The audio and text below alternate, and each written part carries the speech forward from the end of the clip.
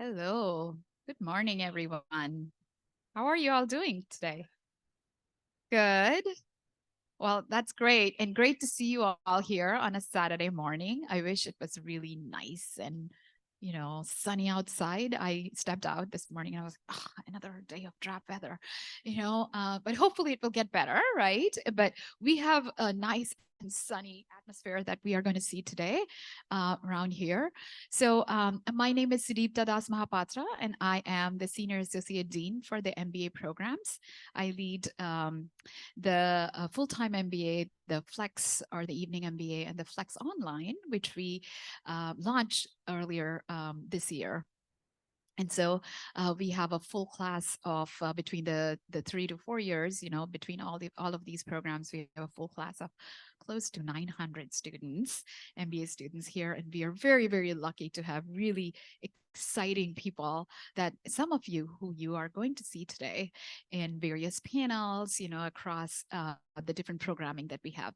So welcome to Georgetown. This particular room that you are in is our auditorium. It's called Lorfink, and we generally do a lot of the larger, community-wide and our MBA-wide events around here. So today, I was thinking this morning, what should I be talking about, right? Today, we're not going to talk too much about our curriculum or our regular, information that we provide for the MBA program, but we are going to take a look at this with a different lens, which is with diversity, right? Today's topic is about focus on diversity. So how many of you like ice cream? Everybody, right? I do too. Think about it this way, right? So you go to an ice cream parlor and you have only one flavor of ice cream. Will you go there? Probably not, right? I don't know about you guys. I love butterscotch flavor. Depends on what flavor. I love butterscotch, and I love cookies and cream, and I love coffee, and all kinds of flavors. And so what my point there is that we at Georgetown have different flavors that, among the students, among the faculty, and among the staff that are going to be working with you, that will share their experiences. And so diversity, as we consider here at Georgetown, is not about just our backgrounds and our appearances. It is about how we think. It's about our perspectives. It's about our experiences. And you will see that reflected in our class that we bring in. And, we have our associate dean for admissions and the executive director of marketing, Shelley Heinrich, that some of you met today, and you're going to meet her throughout the day today. She and her team basically brought in an amazing class this year that came from over 40 countries. Can you imagine how much experience they're bringing in from the multitude of their backgrounds, their identities, their experiences, but also from the different industries and majors that they are coming in? And so that is what is the essence of diversity that we share here at Georgetown. We are very, very committed to DEI initiatives. And it is reflected in not only our curriculum, and I'll tell you a little bit about that, but also in a lot of our co-curricular activities. Okay, so how do we bring in a DEI as we talk about diversity, equity, and inclusion in our curriculum? You can think about it this way. Our goal, our core at Georgetown, no matter which program you go to, and it's not even just in the MBA program, but really any program that you go to, the core is about leadership. We talk about, and it's not only that we talk the talk, but we walk the talk. And I'll give you just one example of that. We have a class, which is one of the core classes in the MBA program, where the students are given $1,000 in teams. It's not fake money. You get real $1,000, okay? And what the team has to do is come up with an ethics project that they can apply anywhere in the world, right? And that is really a fabulous way in which student teams can really work on what we call ethical leadership, okay? Principal leadership, where they, the student teams can start to think about what kind of leaders can we become where we can support diversity, right? How do we lead a diverse team? What kind of things do we have to think about? And so that is the type of experience that they are getting. Some really remarkable projects that the students have done are, I could just say we have an ethics corner. I don't know if anybody actually kind of noticed it where you guys were sitting. I don't know. There's one corner to the right. Like if I enter to the right, there is a corner where you would actually see books that are out there, right? So, what this one student team, what they did is they went ahead and surveyed the faculty and the staff, and they said, could you tell us about one DEI book that you would recommend to the students? And so they created that ethics corner. We had one group of students that went to Haiti, and they installed a water filtration system for the communities there. We have all kinds of things that you can think about and projects that students do within this ethics class. When you actually come in, one of the first courses that you would see is leadership in teams, that the students work in teams, and then they learn about everything about how should a principal leader be, what should they be thinking about when they are looking into impacts that we can create as a leader, right? So, and how do we work in teams for the common good? It's about taking everybody's opinions and then thinking about how can this impact the society, the environment that we are in. And so my point again, with that is we don't only talk about the talk, but you would actually see this reflected in the curriculum. Anybody heard about the global business experience that we guys have? You heard about that? Is perhaps my most favorite part of the curriculum, and I would say majority of students love that as well. And so students work in teams to actually go out and do a project at a global with a global business, right? So this year, for example, I'm actually going with a team to Milan, and we are looking into it's the Flex students, with Flex MBA students, and we are looking into working on 5 different projects there. And these are projects that range from finance to consulting projects to social impact projects to, you can think, marketing projects, anywhere where the students are interested in. We go to Singapore, Israel, you name it, right? Ghana. Last year, we had a group of students that went to Ghana, and this is incorporated into every single program that you see at Georgetown, not only the MBA program. We also have tracks where you would get all kinds of experience working with either a local organization, where the students actually tour different organizations, right? So we could have like a Wall Street track where you actually go in and learn about all the culture at Wall Street, and what does it take to be at the Wall Street, to be an investment banker? That's what you need to focus on and think about, right? So those are the type of things that are going to give you the diversity of experiences and diversity of perspectives that you can actually take into your career. The second thing that I want to talk about is our co-curricular activities. You would see diversity being reflected there as well. We have over 40 different clubs that the students, can always propose newer clubs as well. And this year we actually approved 2 more clubs. One is an African Ghana and an African Alliance Club, and then there was a Southeastern Club that we actually approved this year as well. So our clubs range from anything that are industry specific to I would say affinity clubs, to social clubs. So if you like ice cream and want to go out and really try like some wonderful places, you will have a social club that it's actually called a gourmet club. So it's not only ice cream, but it's also a lot of really wonderful food that your group or membership is going to tell you all about. And then we have like lots of affinity clubs, and we celebrate like I don't know if you guys noticed on our board, the TV that was on. We have this month, we have the Hispanic, the Latina club that is actually putting together a lot of social events because it is that month. We have the LGBTQ History Month also in October that we are going to celebrate. So lots of different identity and affinity clubs actually celebrate different types of events that they have. And, you know, these events can, again, range from social to, you can imagine, like bringing in a speaker, right? So again, you know, a lot of diverse things that happen within the student clubs. In addition to that, our program team is really, it's wonderful. We have people that are diverse in our own teams, and they will, you know, they will coach the students based on what your unique needs are.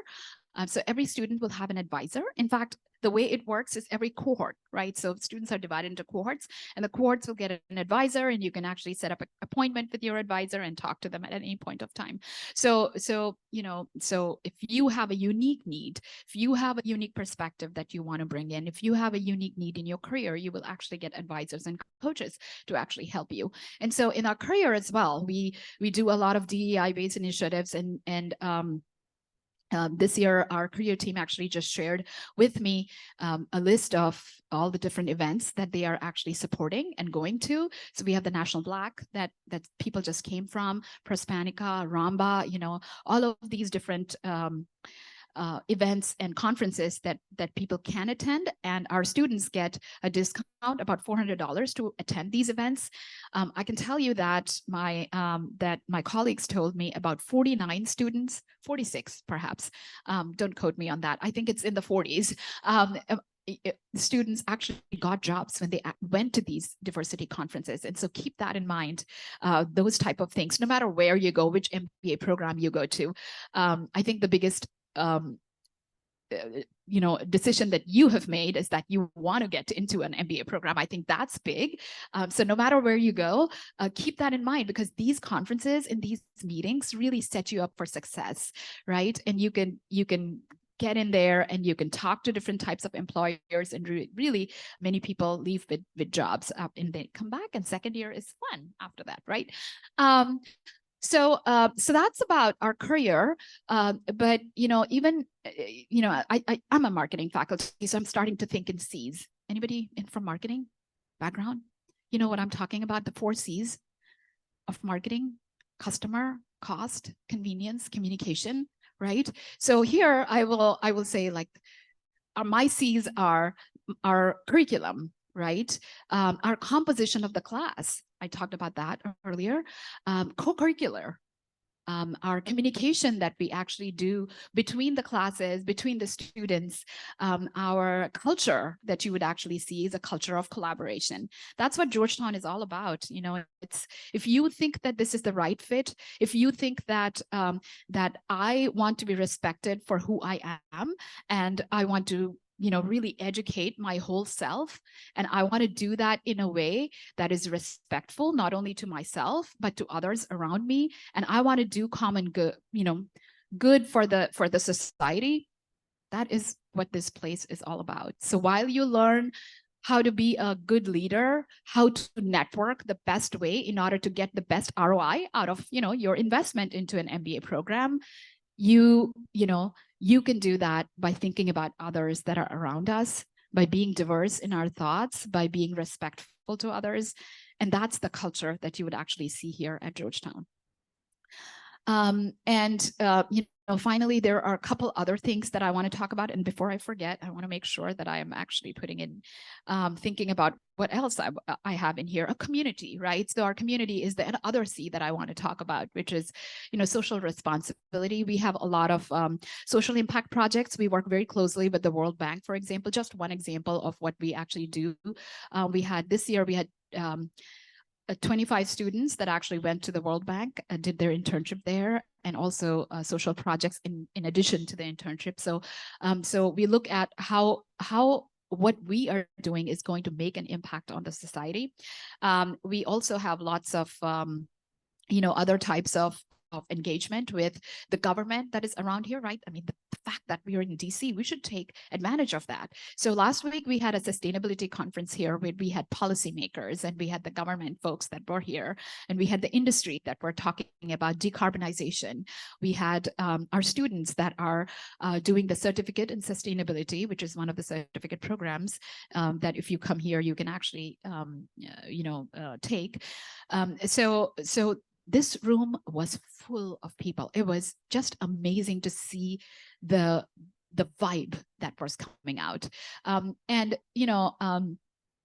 know that I talked a lot about diversity, but there are, as a dean, I have a few, I would say, commitments that I have made to my team and to myself as to what am I going to look, what do students that are going to come into the program, what can they look forward to? And so we have 5 growth areas that we are looking at. And I am working with our faculty and the staff to incorporate these into our curriculum. So one is my background is in AI analytics. I've been a faculty in business analytics for almost 17 years across different programs. I came from NC State first, which started the nation's first master's program in advanced analytics in 2007. And then I went to Duke and I was teaching at Duke for a while. And then I came here about 3 years ago to launch the Master of Science in Business Analytics program. So one of my focus areas and the school's focus areas and growth areas is AI analytics and the future of work. So we are looking into expanding our curriculum in that area. I just talked about sustainability and environmental management. That's another area that we are focusing on as one of our growth areas. And we have a certificate there as well. The other one is entrepreneurship. Which is, we believe that everybody needs to have an entrepreneurial mindset, right? So you will actually go through, if you come here, you will go through an entrepreneurship class, not only one, but you will actually have several that you could take.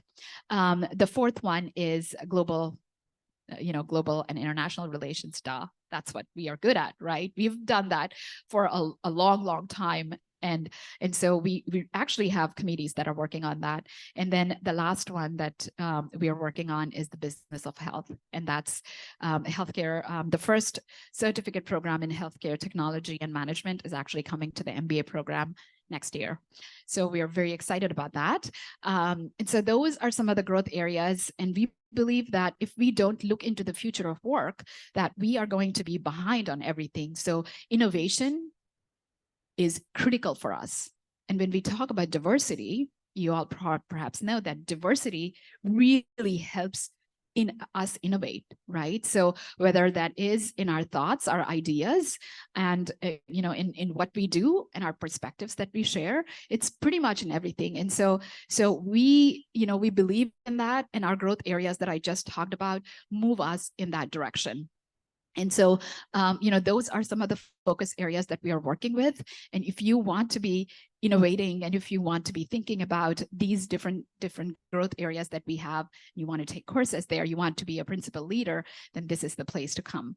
And so, we have a great line of items. I mean, people that you're going to meet, staff members, our alumni that you're going to meet today, and our current students. Talk to them about these diverse perspectives that you, from your experience and your identities, can actually not only bring into the program, but also can strengthen and then graduate from the program to actually take it into your work, right? So, I don't know how much time do I have, Shelly? Am I out of time? I have 1 minute. Okay, I have 1 minute. So in the last 1 minute, I just wanted to say, welcome to Georgetown. Welcome to the McDonough School of Business. You're going to see some fabulous programming here today. And I'm available, throughout the day here. So any questions that you have for me, please ask me, share with me your experience, share with me what you want to get out of the program, when you would graduate, and any other questions that I can answer. I think I have time for one question, and then we will move into our second program for the day. Yes. Tira.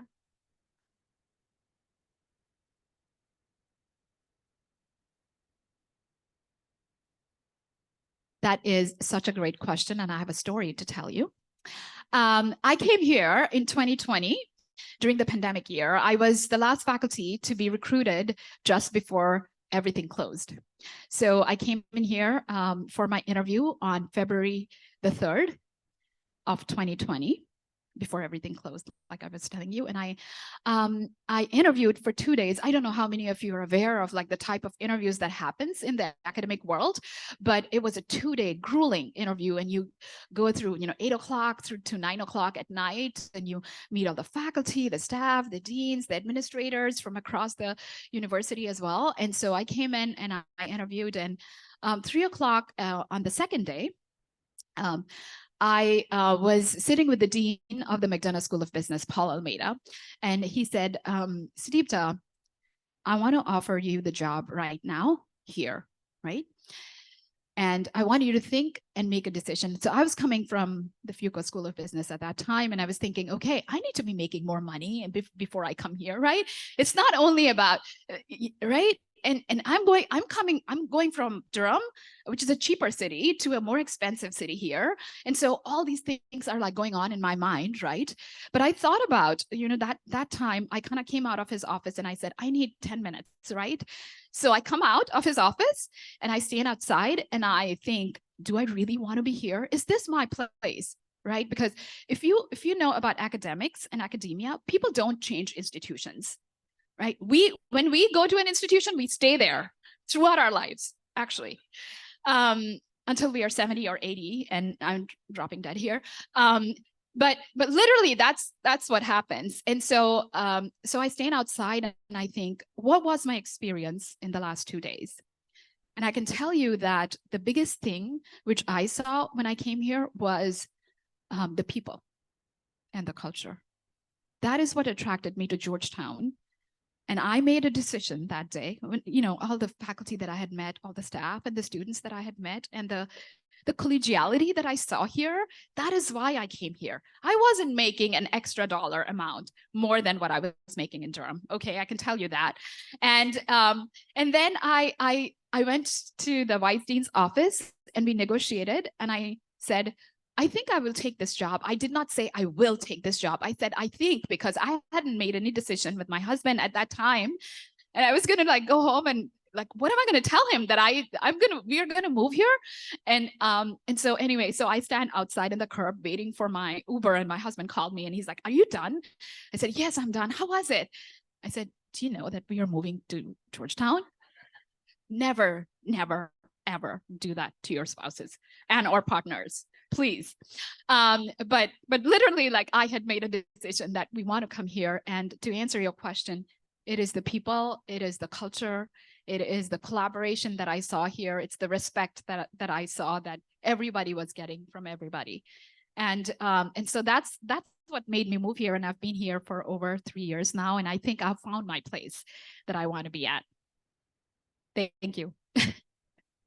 So we can talk more and I can answer more questions, but I want to kind of take this opportunity to invite Iolani Bullock. She is, let's see, she has such a long resume that I literally have to look at this and talk about her, but we're going to have a great fireside chat today with Iolani. Iolani is the Vice President of Diversity, Equity, and Inclusion at the Carlyle Group. It's an investment firm that is based in DC. And in her role, please have a seat. In her role, she drives global DEI strategy with a data-driven focus on programming and initiatives. So it is really exciting for me because I believe that, I have lived with data and analytics for so long, for almost 20 years now, that I really, really, really want to hear what you have to say about how you use that DEI for that. And so she began her career on Wall Street in human capital management, and sat on the MBA Admissions Committee for Georgetown's McDonough School of Business and served as the first full-time employee to oversee diversity initiatives. And, I know we have a long resume, so I'm not going to say too much, but I just want to say that in her spare time, Iolani serves on the board of trustees for the Global Citizens Public Charter School, which is the first public charter school to offer dual Mandarin and Spanish language immersion in Washington, D.C. And the best thing is, yesterday we heard from her, she is also an author and of a children's book, one, and the second one's coming out, I heard, and she's a mother of two. And so I'm really excited to welcome her here and to hear more about what you have to say about your DEI journey and your MBA journey here. So with that, I would like to welcome you for, I know we have our potential students here are looking forward to hearing more from you about your experiences. So tell us a little bit about yourself maybe, and then why an MBA? Yeah, can you all hear me? I'll bring this up a little bit. Well, first, thank you for having me, and welcome to campus. So this is a really special weekend because it's also alumni reunion weekend. So I was here and with my classmates way too late. So apologies if my voice was a little crazy, but it's been so much fun. I'm Iolani again, originally from the Bronx, New York City, where I was born and raised, and I went to NYU undergrad. Upon graduating, I knew I wanted to work in diversity, equity, and inclusion because I was in an internship program and I did HR work. And I remember someone saying like, oh, you can help us with this diversity initiative. And I was like, wait, you get paid to do that? So I had no idea this even existed. But when I graduated from NYU, I started working at Lehman Brothers, and this was in 2008. And so if anyone remembers back then, it was a very crazy time. So you can only imagine just coming out of college, it's your very first job. I was in a rotational program at Lehman Brothers. And so I was so excited. I was one of like hundreds of analysts at this time. And it was July. And we all know what happened in September. Lehman went completely bankrupt. And I remember my mom saying, do you have a job? And I was like, what chapter, what? Like, I didn't even know what was happening around me. And I will say that was the best, craziest, most insane training ground I ever had of like keeping your cool under pressure, understanding how to find opportunity in chaos, and really just learning about yourself and how you thrive in just madness. I stayed on Wall Street despite that and continued to work in different roles, and found myself in 2013 moving to Washington, D.C. I had been on Wall Street for a while and was a little burnt out. And my now husband said, hey, I want to switch careers and go back to school. Like, let's move to DC. And I just thought, sure. So I threw caution to the wind. I had no job lined up. And I just came here. An old mentor of mine knew Shari Hubert and said, hey, my mentee is fantastic. I think you should consider her for the role on your team for admissions. I had recruited students to Wall Street, specifically undergrads and then MBAs, but this was a really interesting role, recruiting students to business school to even think about Wall Street or anything that they wanted to do. So it was really awesome opportunity, and it was a global role. And similar to you, once I got to Georgetown and I met everyone and I met the people, I just thought, this is a really special place. And I'd known that before because I recruited undergrads from Georgetown to Wall Street. And I remember one thing all the bankers used to say, and I'd say, well, why do you always like Georgetown students? And they would say, not only are they smart, but they're just good people. Like, if you have a Georgetown person on your team, they're going to like care about the team and not just be out for themselves. And so that really stuck with me when I came here. And so I was in a really interesting role because I was on the admissions team. I got to travel the world, meeting students, going to things like the consortium and all the different events, MLT. And after about a year or so, I was like, I want to do this myself. Like, I drank the Kool-Aid. I met the students. I got to meet all the alumni. And I just thought, wow, like even in MBA admissions, I'd pick up the phone and say, hi, alum in Sao Paulo, Brazil that graduated from the law school. Would you mind talking, to this prospective student or this, admitted student? And I'd say, oh, absolutely, Georgetown, great. Not even a business school alum. And so I knew for myself that I wanted to start the program. So I did my MBA in the evenings here while working in MBA admissions. So I sort of can see all sides of the coin, if that makes sense, where you're sitting as a prospective student from the admissions side in terms of, what we look for and what makes you stand out. But it was a really special time. And although I was in a part-time program, I felt like I had double the network because I had all of at that point, it was called the evening program, my EP colleagues, but also the full-time students. So, it was really great. The full-time students were sort of like, oh, okay, I can like pick the brains of the evening students who are all working in consulting and finance and all the things. And then we got to really understand from them and get involved with some of the things that they were doing. So it was a great experience here at Georgetown. And so, yeah, I did that for a while. I graduated and then started my job at Carlisle in diversity, equity, and inclusion. So I feel like, your bio is really interesting because in all aspects of my life, DEI was part of what I did at Georgetown. I was involved in the Black MBA Association and, women in business and all the treks, like every single trek. But also being a mom and working in DEI, for me, it was really important that my children saw themselves represented. So I wrote a book because I saw a gap in the marketplace and wanted them to see themselves. Well, that's wonderful. What a great story. So can you describe for us a little bit about your post-MBA experience and how has the MBA basically shaped your journey at your current position and really helped you move forward? Yeah, I think the Georgetown MBA is really unique because I felt like I got a good foundation in terms of like a more generalist approach to business. But then as I got, down my sort of 3-year path, I really was able to hone in and focus on what I wanted to do. And I wasn't sure at first that I wanted to go into diversity, equity, and inclusion or go into sort of a human capital role. But it really crystallized for me in one specific class, and it was called The Life of Work. And this course was an ILE or an intensive learning experience. And so it was like a really condensed elective. And I loved it as a part-time student because I got to do a lot of credits at one time, especially when I wasn't busy at work. But it really helped me think holistically about like, what am I doing? What is my purpose? What is my intent? And how do I marry that with working in the corporate world? And so after taking that class, I was like, you know what, I want to stay in this work, but I want to do it in a more impactful way.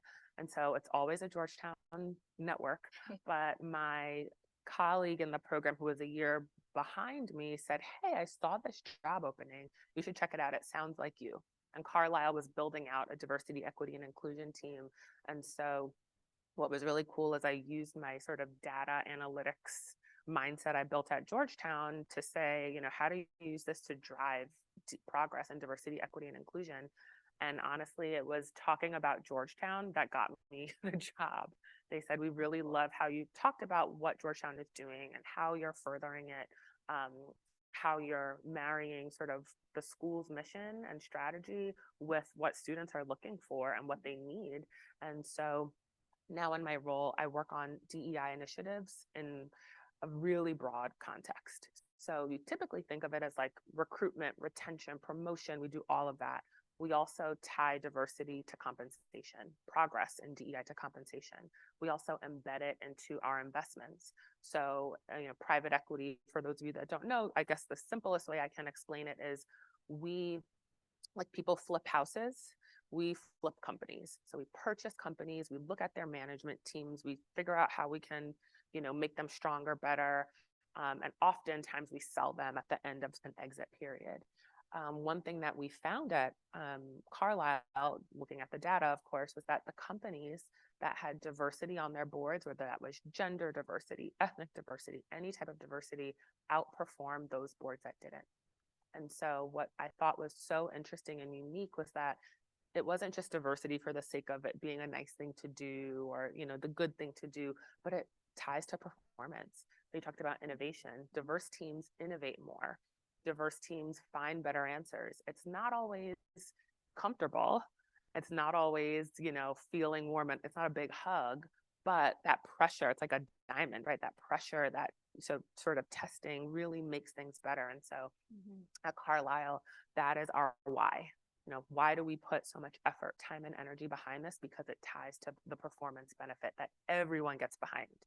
And so we work with our portfolio companies on their DEI initiatives. We embed it into how we invest. And so as we make progress toward our board diversity goals, we've worked out a deal with like Bank of America and other underwriters that our cost of borrowing goes down on some of our financing. And so, for us, it shouldn't be predicated on one passionate person or a passionate team, but really just how we do business because we think it's a smart way to do business.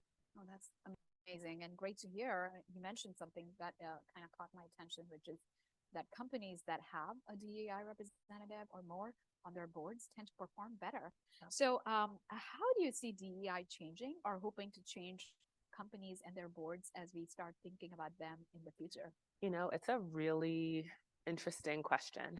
As all of you know, the Supreme Court decision that came out around, college admissions, corporate America is looking at that very, very closely. And we feel like it's coming to us in some way, shape, or form. And so as I think about the future of DEI, I think it's a few things. Number one, our country is changing. Our demographics are changing, whether it's race, whether it's age, we have a lot of baby boomers. And so we're constantly thinking about how do we optimize and maximize just the natural change going on in our world, especially in countries in Asia where there are a lot of older populations. And so I think part of it is thinking about diversity from, really just a population perspective, but also making sure that we keep that broad definition as broad as possible, because we know that things like neurodiversity, like things that you can see or things that you can't see, really help in this effort. And so what we are always doing is thinking about how do we find that? How do we capture it? How do we quantify it? How do we harness it? But it's not always easy. Right. It's a really tough thing. But I think one thing Georgetown taught me is you never shy away from a hard problem. And so I have no solution, but I'm sort of constantly changing that Rubik's Cube to see what's happening with the sort of macro forces, the legislative forces. And so every day is absolutely different.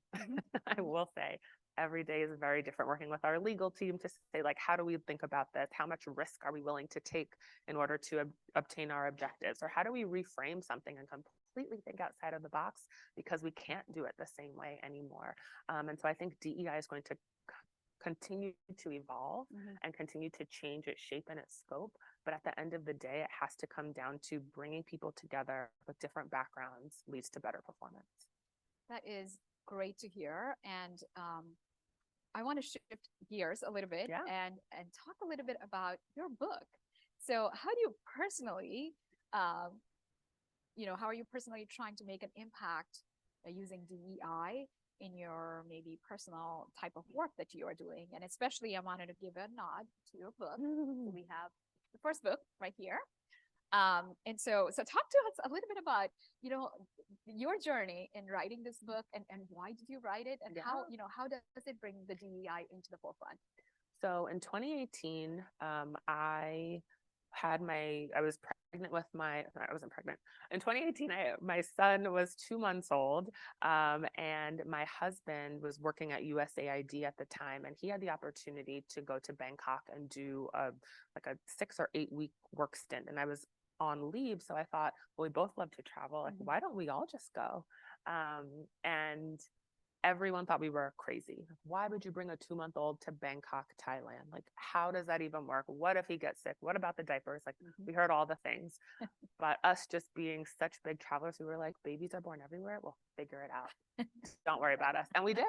But in preparing for that trip, I was looking for books about travel because I'd heard that helping kids make associations just helps them sort of temper their fear, even at that young age, associating things with airplanes or airports or whatever it is. And so I went out on this quest to find travel books, and I couldn't find many. And of the books I did find, none of them had characters that looked like him. And so I just thought, well, how can he see himself as a traveler if he doesn't see himself in this book?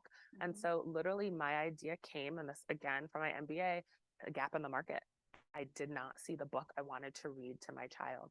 And so I started writing Lennox Takes Flight in the hotel room on my phone. I was in the notes, and I was like, oh, okay, a rhyme book maybe. And I just was writing all these ideas down. And I actually saw, I think it was on LinkedIn, but Eric Kester is one of our entrepreneurship professors. And he had started a class that turned into a program that just helped Georgetown students write books. It's if you're interested in being an author, here's the process, here's the business of books. It was just really interesting. So I had an initial call with him and said, I have this book idea. I want to write a children's book. And he was like, I like your idea, but we're like a really new program and we don't do children's picture books. So you need to like broaden this idea into a chapter book for middle school students. And I was like, well, that wasn't my original idea. And I thought about it and I said, you know what? I really still like this book needs to be out in the world. And so I joined his cohort model writing program. So I literally went from the Georgetown cohort to another Georgetown cohort in terms of writing the book. And it's been a really interesting journey. I started basically telling our story as a family, embellishing a little bit. You know, at the time when I started, my son was 2 months old. So I had to think about him as an older child, think about our family and what we like to do. But my goal with the book really was to help him see himself as a traveler and see himself in travel literature, but also help all kids see that anyone can be a traveler. So I have characters in the book, like a woman who's visually impaired and her guide dog. There was a really cool anecdote. A woman was reading the book to her sons every night. They would read a chapter a night. And I have a character that was wearing a red turban. And her son said, Mom, what's a turban? And so they like got out of the bathtub, got ready for bed, and they went on Google and learned like, why do people wear turbans and what does that mean? And why does that make them special? And so my goal with the book really was for kids to see that difference is just different. It's not scary. It shouldn't be weird, but you should be curious in a respectful way about it. And like, that's a good thing. And I recently saw this article written that children's books are both mirrors and windows. So mirrors in that you should see yourself reflected, like every child should see themselves reflected, but also a window into other cultures and other things that you don't know. And so that's really sort of how I think about this book, a mirror for my son, but also a window for all children. That's wonderful and amazing and very inspiring, I would say. I was talking to this faculty, Eric Custer was here yesterday for our alumni events, and he basically told me that he has helped 2,000 people write books. And at his home, he was saying, I have, personally signed almost 2,000 or more than 2,000 books on my bookshelf. So we're going to play a game here. Oh boy. I have three personally signed books. I'm sure everybody's excited about looking at these by Iolani. And so the game is that you get to ask her a question, and then you will have to decide who gets these books. Oh no!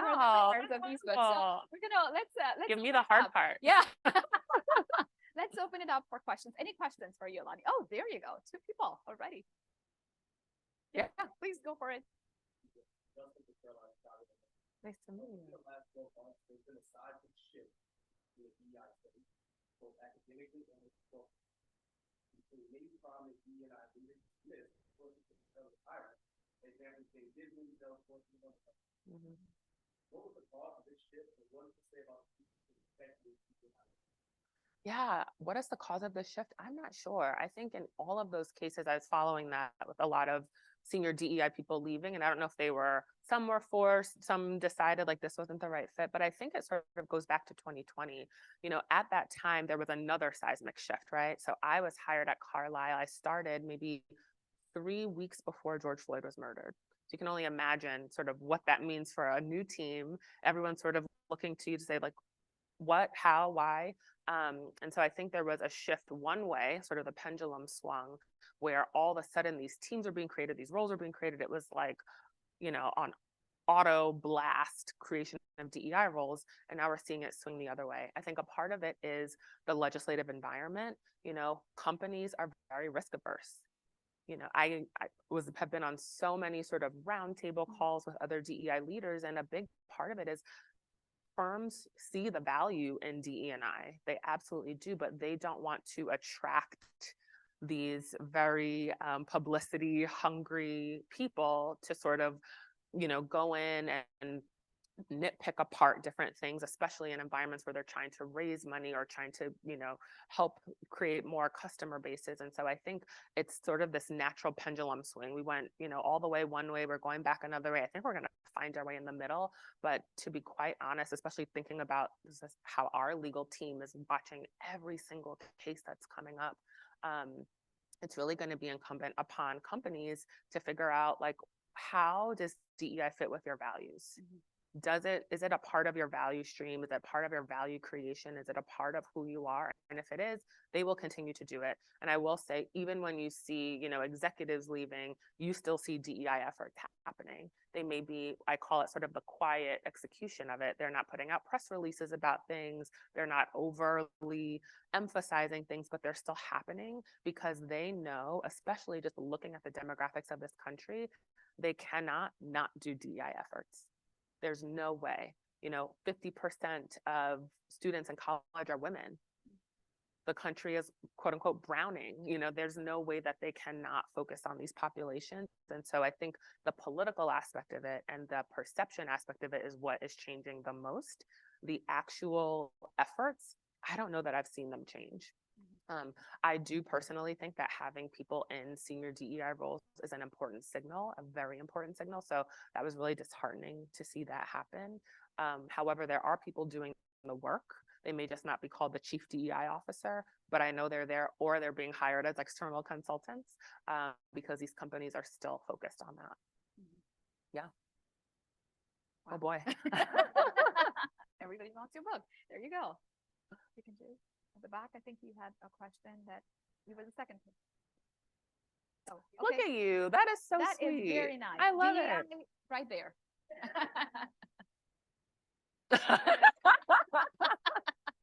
I have to just say a quick anecdote. So in my MBA classes, the way that the rooms are shaped, sometimes professors, it's like you're out of their periphery. And there have been so many times when someone would raise their hand and say, like, I'm throwing it to my classmate over here because they just never got called on. So I think that was just a very nice thing to do. Very good. Go ahead. Yeah. Sorry.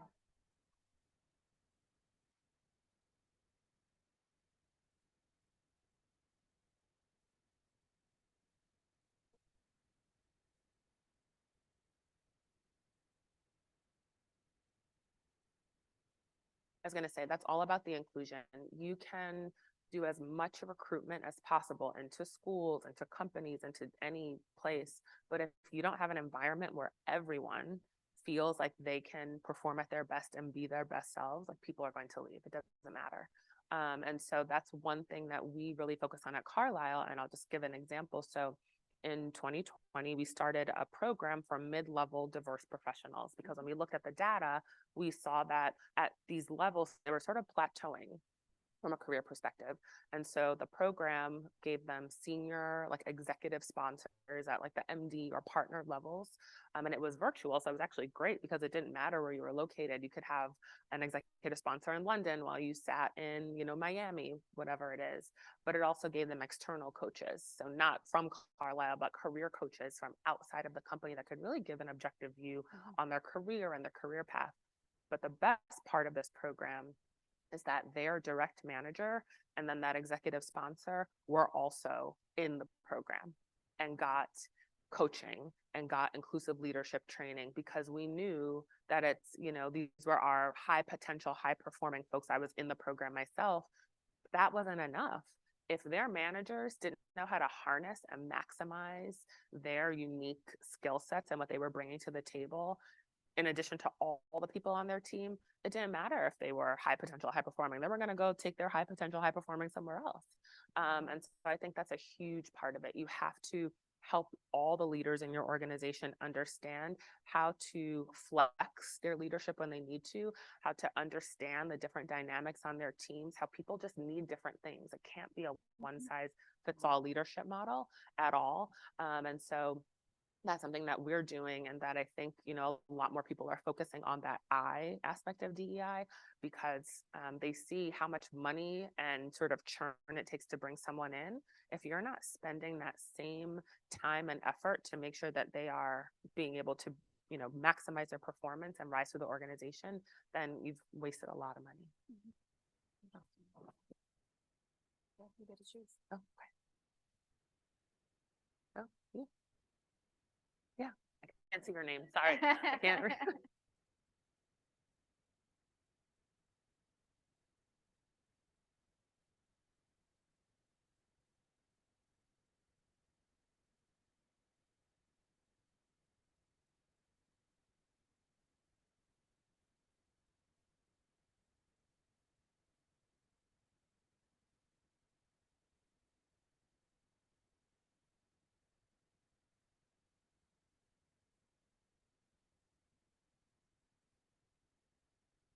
Yeah, we have or had a portfolio company named HireView, and HireView is and some of you may are nodding, you may have used it. It's a technology platform for interviews. And what's really interesting is that it sort of strips away some of the bias that we all if you have a brain, you're biased. We say that all the time at Carlisle, but sort of strips some of that away in the interview process.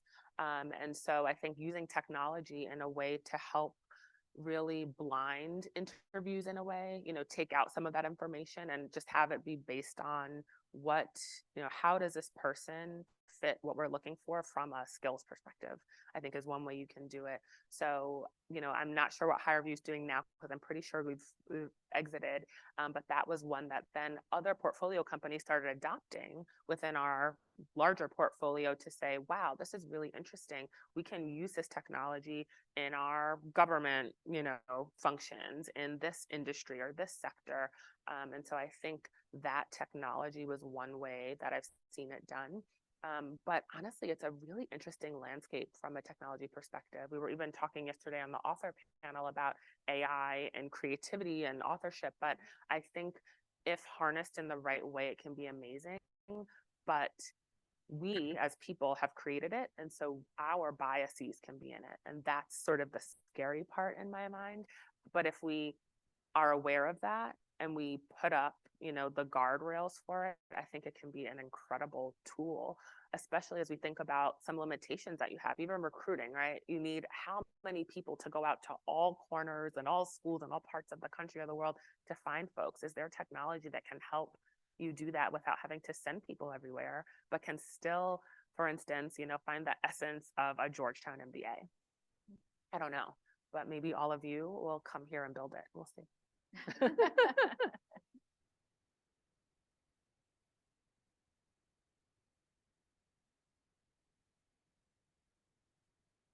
Mm-hmm.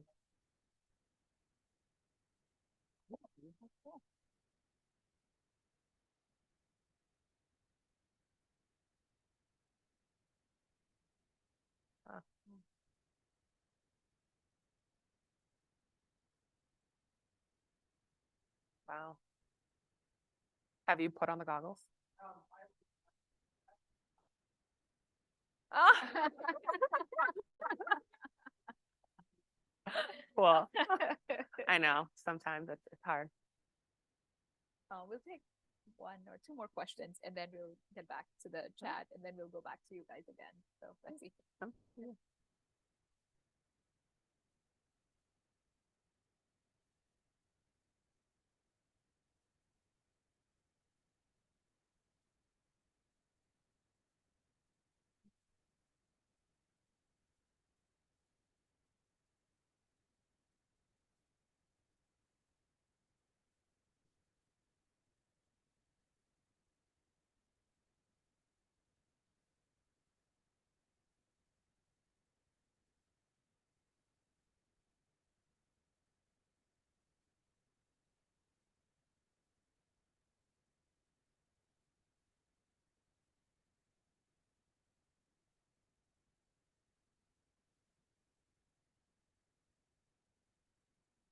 Yeah. Again, I think businesses are still wanting to make sure that we have a diverse pipeline of people coming into the bank, coming into the firm, because for us, we don't feel that, you have the best of the best talent if your interview slate is not representative and is not diverse. And so it's like, well, have you really gone out to do all you can do to find the best talent if everyone looks the same? We don't think so. It is really challenging. Right now, I know there are so many conversations being had about, are there proxies for things? Is there a way to look at zip codes? Is there a way to look at, first generation? Like, how do we find people who are different or bring different things than the norm that's been, typical for our company, our school, whatever it is? But I don't have an answer. Like, we're literally right now still figuring it out. At least for us, we don't actually do a lot of recruiting from undergrad. We're mainly MBA. recruit out of banks and then people go to business school and come back. That's typically how our firm has done it, and a lot of PE firms do it. But one thing that we do are really focus on our partnerships. So we have partnerships with a lot of organizations, including SEO, Twigo, all of these groups that, their mission is to diversify, whether it's finance or, people in business schools or business education. And so right now, that's a really huge, more important for us, is these pipeline programs that are still operating and still happening. And so I would say for you as business school students, no matter where you end up, make sure you're plugged into those networks, because I think even more so now, the alumni of those networks are going back to say, what can I do? Like, how can I be helpful? How can I ensure that the legacy of this organization or this mission continues? And so I know there are a number of organizations in medicine really focused on those populations. And I'd say, in the short term, I think focusing on those is a great way to ensure that you have a pipeline that's still coming in. Yeah, I think I really absolutely agree with you on that. We here partner with the National Black Society. We have the Hispanica, right? We have the Ramba, Forte, you name it, consortium, right? So all of those partners really, they are now, like, everybody now is on high alert right now, and they're saying, how can we really help bring in and diversify the students that are actually going into different types of institutions. Also, we are humans. We get very creative around things that are right. So we find like some way in which we can get around things in order to, again, Shelley and her team, for example, have thought about ways in which we are going to be able to bring a diverse class together. All right. So in spite of the Scott's decision, and so again, those are definitely areas that institutions are looking at. But you're right, we don't know what is actually going to come in next year or the year after in terms of legislation and the political bout. But, we'll be incredibly creative, and we'll try to find our way out. And even outside of work, I'm trying to be creative. So I found out yesterday, right before I got to Georgetown on the author panel, that my book was banned in a classroom in Florida. And so I've been to be famous. And so I've been thinking about like, wow, my goal with the book is just to get it in front of children. I come from a family of educators. I have a whole guide for teachers that goes along with teaching the themes of the book. I'm just now like, okay, well, how do I get around this? Yeah. Oh my goodness. So I'm doing that myself right now, trying to figure out how to I'm sure you'll be able to sell more of your books with that.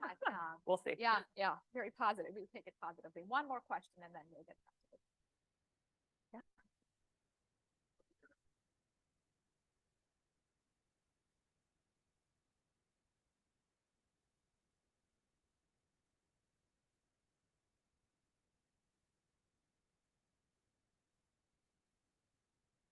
Yeah.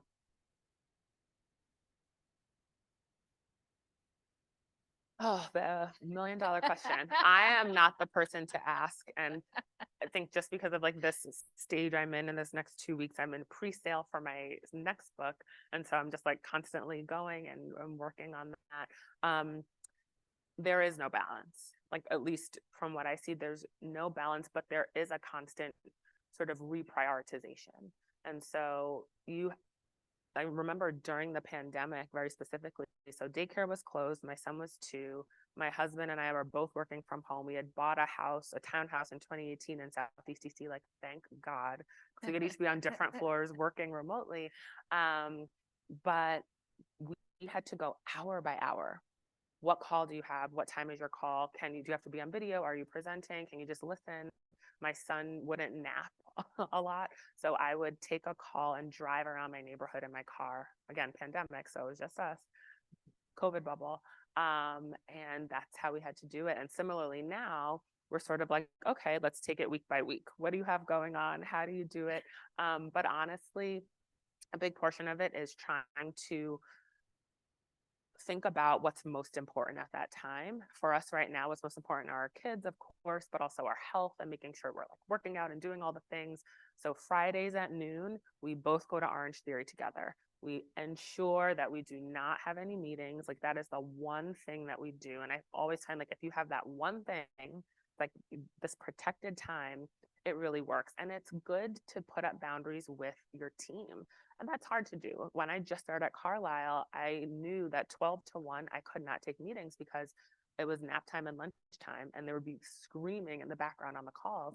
And so I like very timidly went to my boss and was like, "Hi, Cara. So I know you scheduled this meeting for noon. Is there any way we can move it?" And she was like, "Oh, sure. Why?" And so I sort of just like blurted out, I'm like, "Sorry, my son has a nap and, has to eat. And 12 o'clock is just really, really bad for me." And she was like, "No problem. Just block your calendar at noon and we'll work around it." And that was such a freeing thing. So like, I just like put up this boundary, protected this time. And granted, was it protected every single time? No, there are times you have to shift, of course. But generally, my team knew that like that was the window. I couldn't do anything but care for my son. And that was, how I prioritized that time. Now that's different. I like eat and work at the same time at noon, but my Friday is my reserve time. And my husband has to do the same thing. He leaves or he's in Madrid for work. And so I have to prioritize, like, this was really important to me. And I remember saying like, "Sudeepta, Shelly, like, what time is it? My daughter's birthday might be this weekend." But when it's really important to you, you figure out how to adjust around it. And just constantly relooking at that prioritization list, because there are times in your life where your kids are really young and they need you a lot, and so you have to prioritize that. When they get older, it's not so much. Now my kids are in school, so I have the whole day and I'm like, oh, I can do this and that. But when I come home, I shut my phone off because I notice that they're like, "Mama, what are you doing on your phone?" So it's important for me to have like no phone time. And so that means I'm not checking my email from work. I'm not checking my personal phone, but I'm like devoting that to them. But then at a certain time, I pick it back up again. And that can change next week. Who knows? But I think it's constantly making sure that you are looking at what you have to do and figuring out what's important to me right now. That doesn't stay the same. That goalpost sort of moves over time. Yeah, I'm so glad you talked about reprioritization and not really the fact that it's kind of hard to balance, right? When our students, potential students, ask this a lot.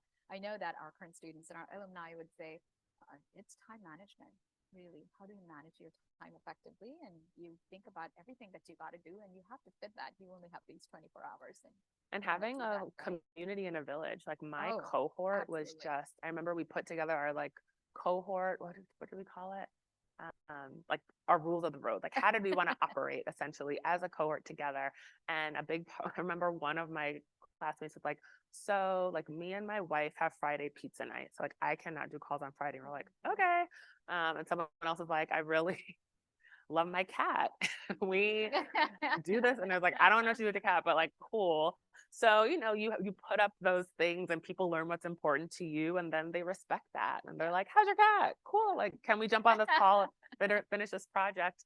But it's good. And I think it just helps people understand who you are and helps you figure out like what's important to me. Yeah, it's the team charter, and you figure out ways to work with each other. You rely on each other, and you say, "Look, I cannot Absolutely put in so much time into this project, but I promise you I'll work on the next project so much more," right? So you find out what your strengths are and your time management and you do that.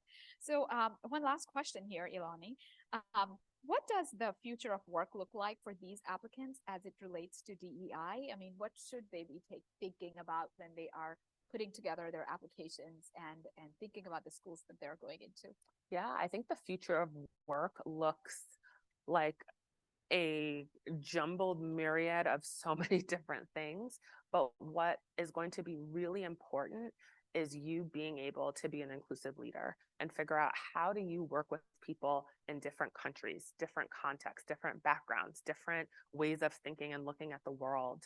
How do you flex your leadership style to figure out, even with your cohort, okay, this person's really good at the PowerPoint. This person is really not great, but wants to try to learn the PowerPoint. Like, how do you work with that person? How do you ensure that everyone is being able to contribute? And that is what we need from you as future leaders. That is what we are desperately trying to get out of our current leaders, because it cannot be a blanket sort of leadership. And I think what's great about the Georgetown program is you're working with so many different people that come from, finance, consulting, the World Bank. I mean, so many different places that look at the world really differently. And it's going to challenge you because you have your view and you're going to say, I never thought about it in that way. And so it really helps broaden your perspective and broaden your thinking, and helps them do the same. And so I think as you're putting together your application, think about what you're doing right now. Like, how are you having to work, and I'm sure in really dynamic contexts with a lot of different personalities and people, but still get to a strong result, have success, and build your own personal brand and leadership capability. So I think the biggest thing for the application is be authentic. I remember reading applications and people like putting on their MBA, and it's like, no, just be you. Or the interview, like, just be yourself, because we're not looking for cookie cutter MBAs. We're looking for different people that are going to add value to a class in a lot of different ways.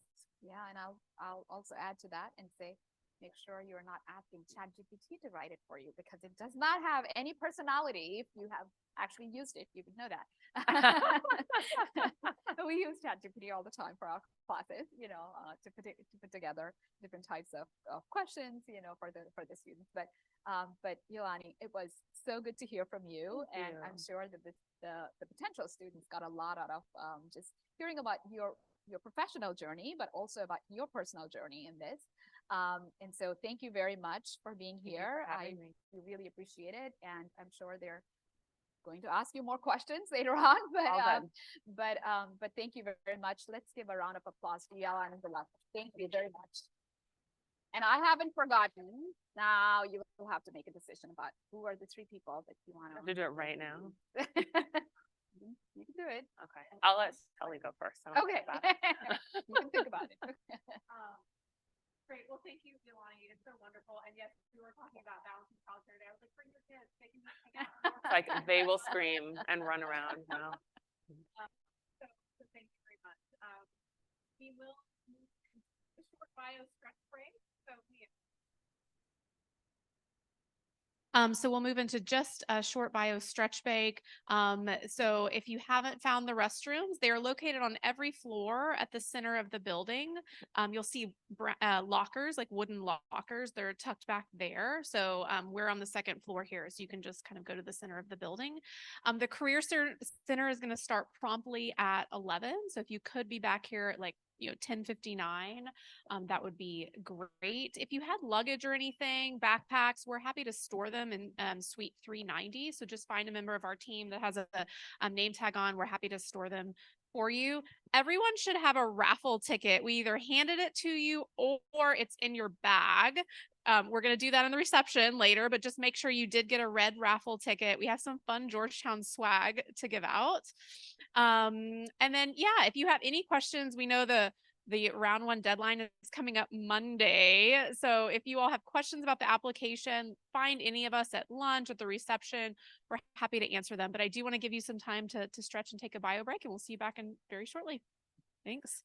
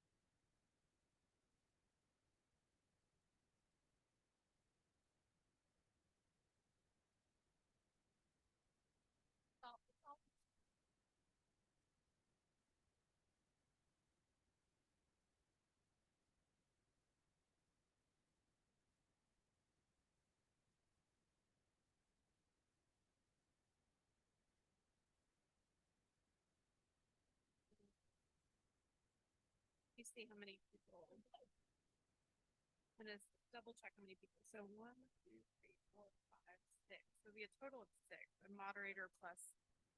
So maybe we'll do.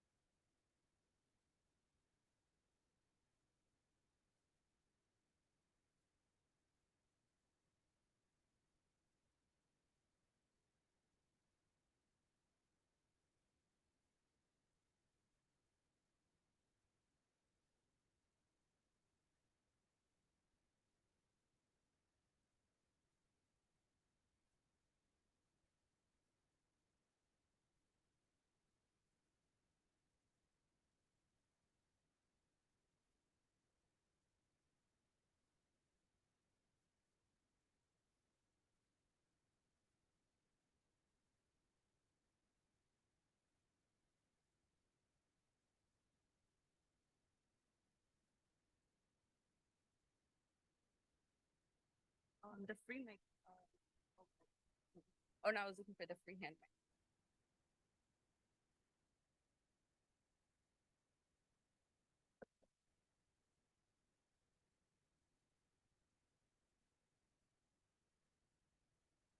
Thank you so much for setting up. I mean, the semester being new and it's being my first like full semester. Oh, I'm like, whoa, I did not. I feel like there's something all the time, but it's been good. I feel like I'm now catching up with. Oh yeah, I just went to National Black, so that was nice. Like, first time going. There's a lot, but have you been before? No, well, program office wasn't. We had just almost the salary for the conference was that from your office, right? Or is it admission? Okay, okay. Well, I feel like there's always so many shifts happening that that's probably yeah. I And also, I heard there's a program where you can like pitch yourself to like fill a position, like when they're looking for staff to do travel like projects. Yeah, I forget what it's called, like, but I think it's like global press or whatever. They need like sometimes what's it called staff for their role. So I heard you can like pitch yourself after your first year.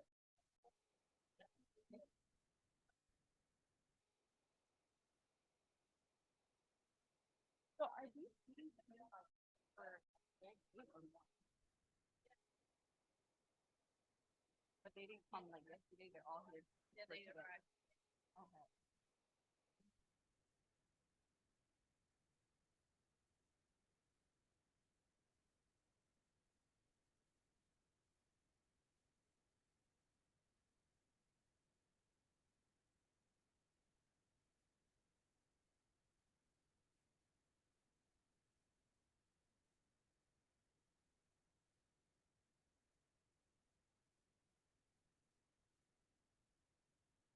I love that. Wait, what time is it now?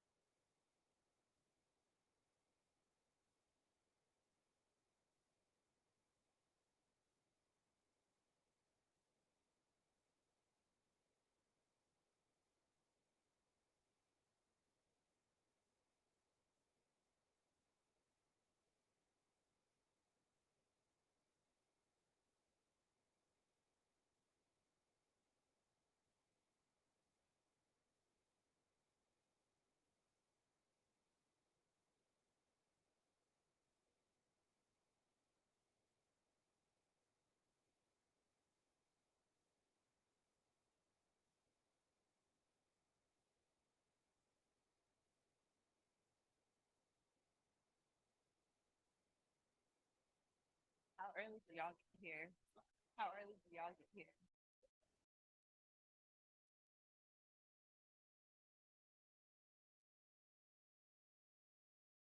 Yes, yes. That's good incentive. I think it's like 57 or 58.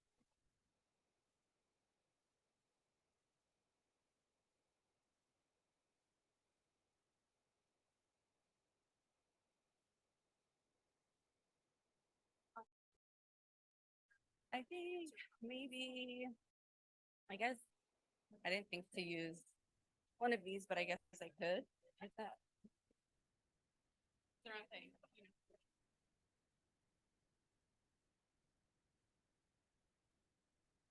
I feel actually I may just use the hand.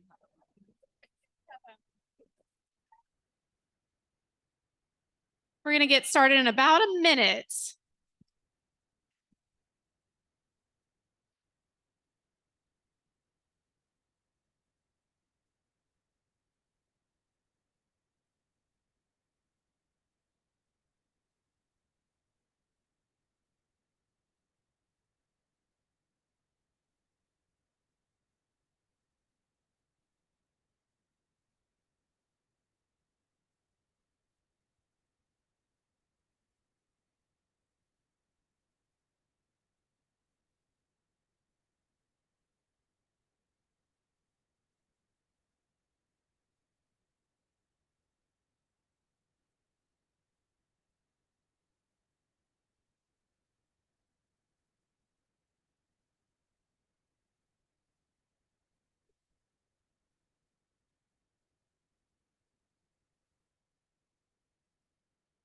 All right. How's everyone doing? Got some good crunchy snacks? You know, we started doing these crunchy snacks for break because everyone really loves crunchy snacks. So welcome back. I didn't introduce myself in the beginning, but my name is Shelly Heinrich. I'm the Associate Dean of MBA Admissions. And I love doing these events because I love seeing you all and meeting you and then eventually getting to read your applications. And so it really energizes me, these events and getting to walk with you through your journey of frankly an experience that's going to open doors for you that you haven't even thought of, you don't even know about. And so glad to be here today. I always get very energized.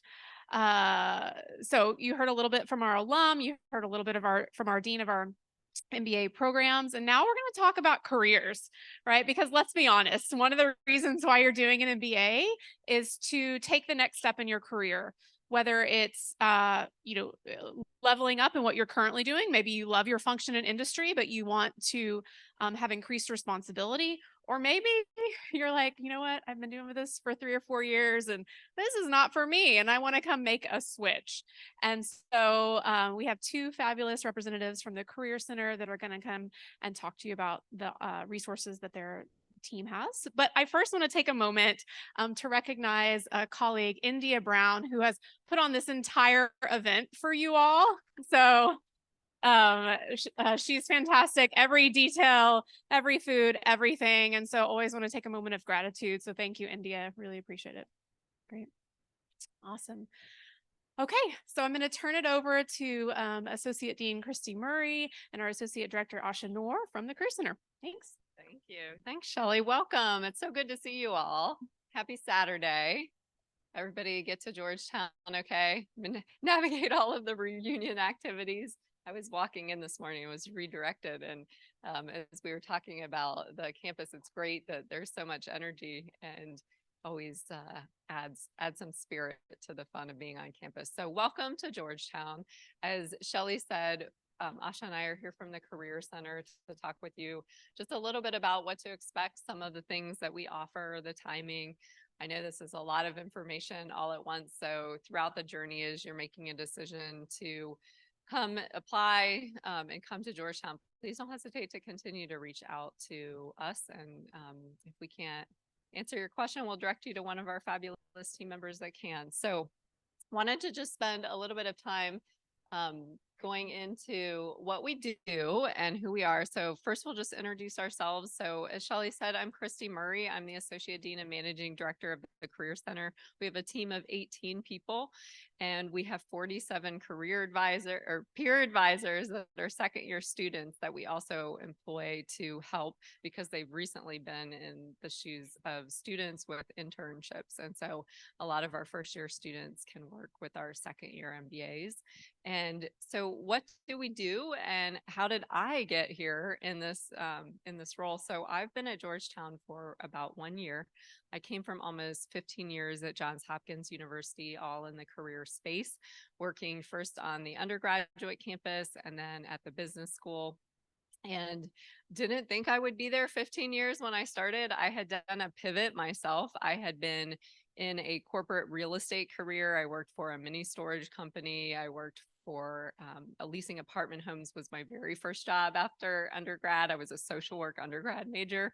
And then I eventually got into corporate real estate and worked on the transactions team at KeyBank based in Cleveland, Ohio. And I got to a point where I thought, what am I doing? How am I, really getting back to what it is that I'm excited about doing? And I had always applied for jobs in higher ed. And so in doing a lot of soul searching, I decided to pivot my career. I wanted to be in higher education. I wanted to work in career and I needed a master's degree to do that. So I always say I was lucky. I happened to be in the right place at the right time, but I was also prepared and able to articulate what I wanted, which is often the hard part, just getting to that point. And so I was accepted into the Hopkins master's program in organizational counseling the same day I got a job as an office manager at the Career Center at Hopkins, and then worked for 15 years in many different roles. I've done all of the things in career and have enjoyed them all, and really fortunate to lead the team here at McDonough. So when I joined a year ago, what I was most excited about in working at McDonough was the fact that it is a school built on Jesuit values, and care of the whole person is very much something that is looked at here.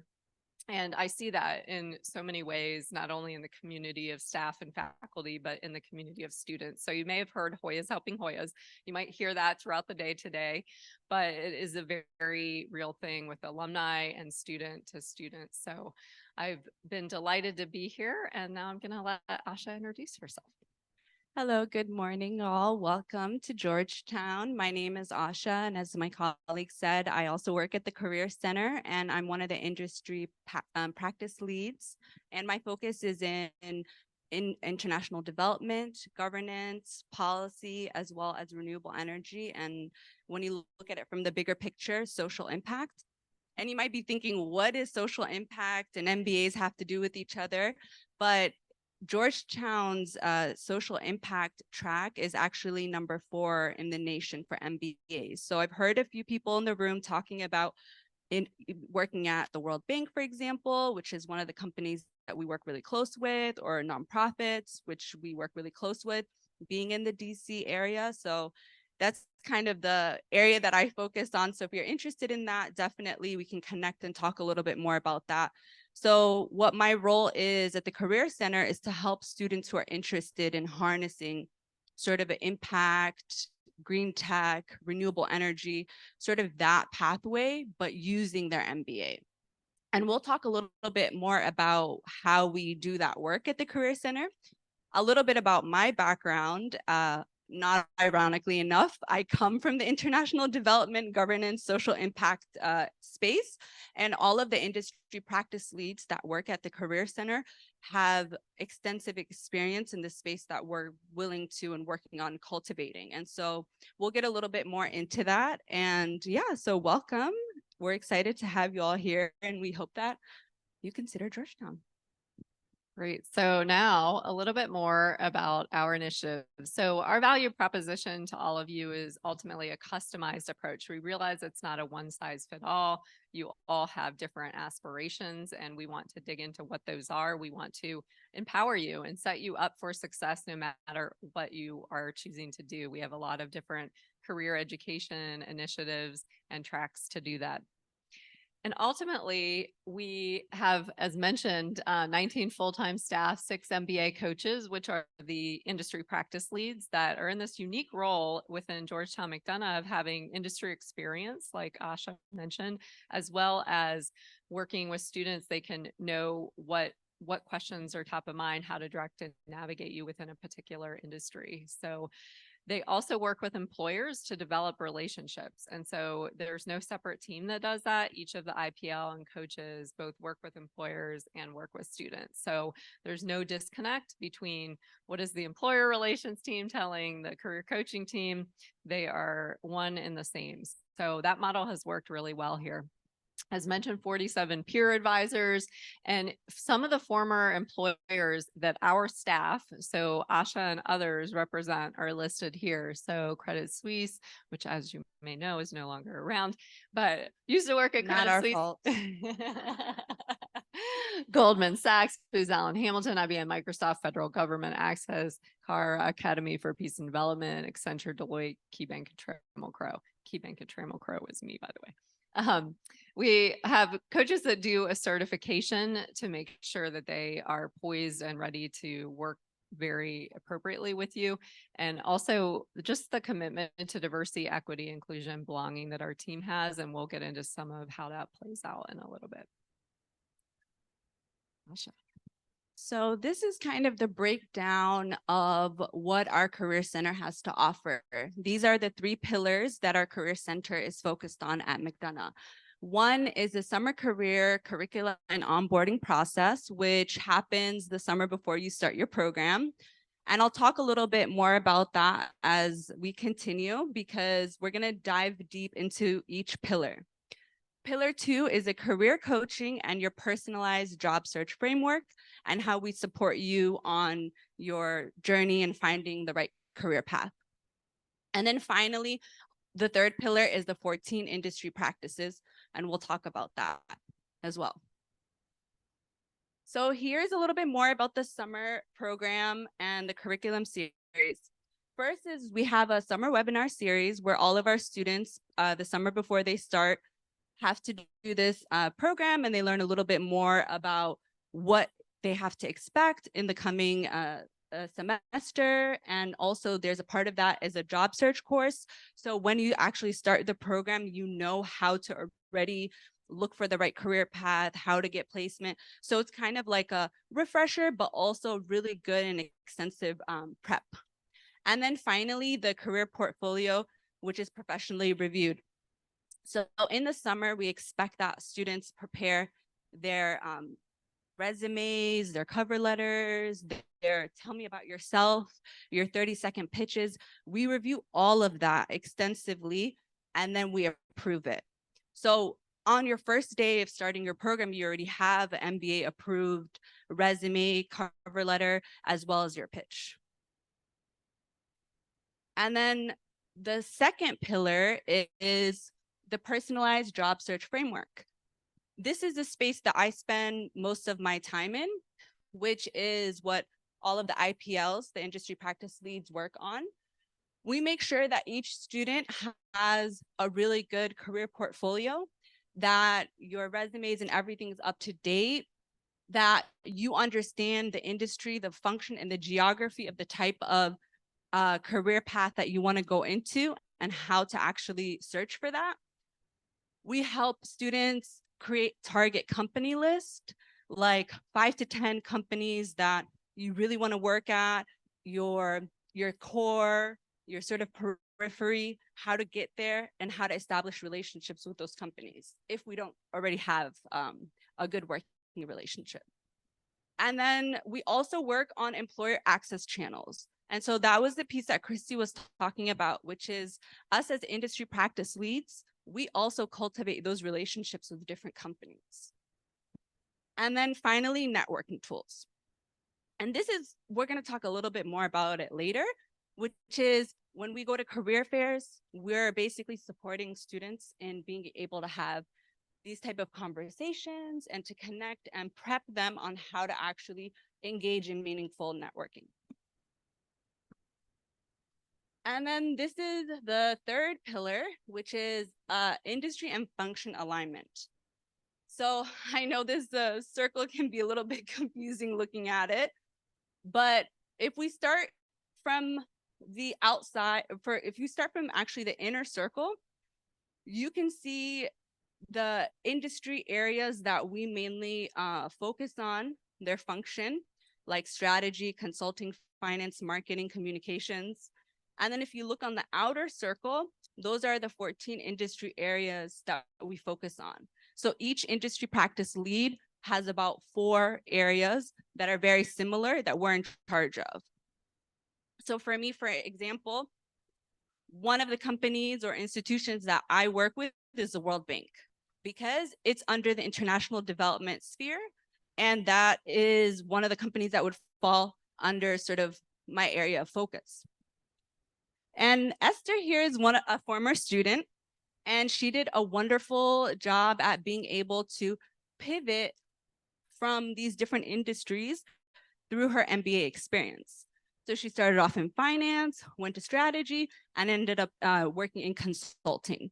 And so it kind of shows sort of the different fellowships, the different opportunities, and the different ways that she was able to navigate that with the support of the Career Center.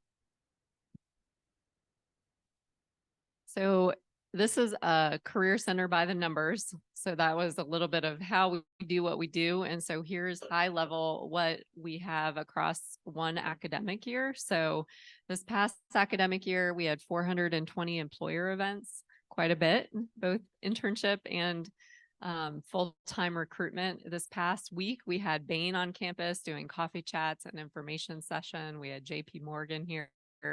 We had Warner Brother Disney So just lots of great activity. There's never a dull moment in the fall. September and October are the prime time for both full-time and some of the early internship recruitment. 500 plus on-campus interviews last year in our system, which is called McDonough Career View or MCV. We have job postings that we make sure are specific for MBA interns and for full-time roles. And then this is a little bit about the coaching appointments. So there were over 5,000 coaching appointments, one-on-one meetings that both our career and peer advisors held this past year. In terms of numbers for internships, this is our class of 2023. So when they interned, there were 100% of them that were placed in opportunities. They had an average monthly salary. This is across all industries and functions of $9,540 per month. 92% of them were paid. There are some opportunities that are unpaid, and there are often grants that can be applied for to offset financial costs for the summer. This is a breakdown by industry. So you can see financial services, tech, and consulting are three main ones. They make up about 75% of the student population where they go for both internship and full-time roles. And then for the class of 2022, and we have 2022 up here and not 2023 because we're in the process of finalizing that data. We hope to have it available next week, and we're putting together those numbers, which we're really excited about. We will have that information up on our website, and you'll hear about it from your admissions colleagues that you're working with. But this is again, a sample of where students went by function at mean salaries, and then the percentage that went into both of those or all of those functional roles. The consortium, how many people have heard of the consortium? Great. So this is a program that we support in the Career Center, in partnership with our admissions and program colleagues. So as you know, it is a fantastic organization. And so this past June, I had the privilege of going with two of my colleagues to New Orleans, where the orientation program for our incoming MBAs was happening. And so prior to June, the Career Center offers a early training. So the job search course that you saw that starts typically in May, because we know consortium students need to be prepared for that that conference in June. We start even earlier. So we started in April, and we help prep with the resume, cover letter, everything that you would do, just a little bit fast tracked so that we can make sure you're ready for that June session. And we ultimately are there to support you in the orientation program in June to make sure that when you're talking with companies and having interviews and preparing, that we are here to help you with that, both prior to and during. It was a great event, lots of good energy, not only from our Georgetown McDonough Consortium students, but all of the other universities that are there. And so terrific networking. There are communities and relationships that are formed there between students, not only in our program, but across programs. And then ultimately we had alumni who I think you'll hear from shortly, one of whom was a big advocate at Hershey. So she was there making sure that everybody who was a Georgetown McDonough student knew about the opportunities at Hershey. And we had several other alumni from other companies doing the same thing as well. And I'm going to have Asha talk a little bit about the diversity career fairs. So the diversity career fairs, how many of you have heard of a few of these fairs like National Black MBA? Okay, a good number. So we have these career fairs that we support as a career center and as the program here at McDonough for National Black Association, Prospanica, MBA veterans, Forte, all of them. We're sending essentially IPLs and staff from the career center to these programs or to these career fairs to be able to support the students in their sort of like interview process, the job search, and just navigating. And so this year, we're really excited to be able to fully staff each and every career fair to make sure students have access to us. If they need support with writing follow-up letters, we help them with that, like thank you notes, make sure that they're like looking good and they're confident, they're ready to have the interviews. They have a list of companies that they want to target at these career fairs to be able to interview for internships or full-time job opportunities.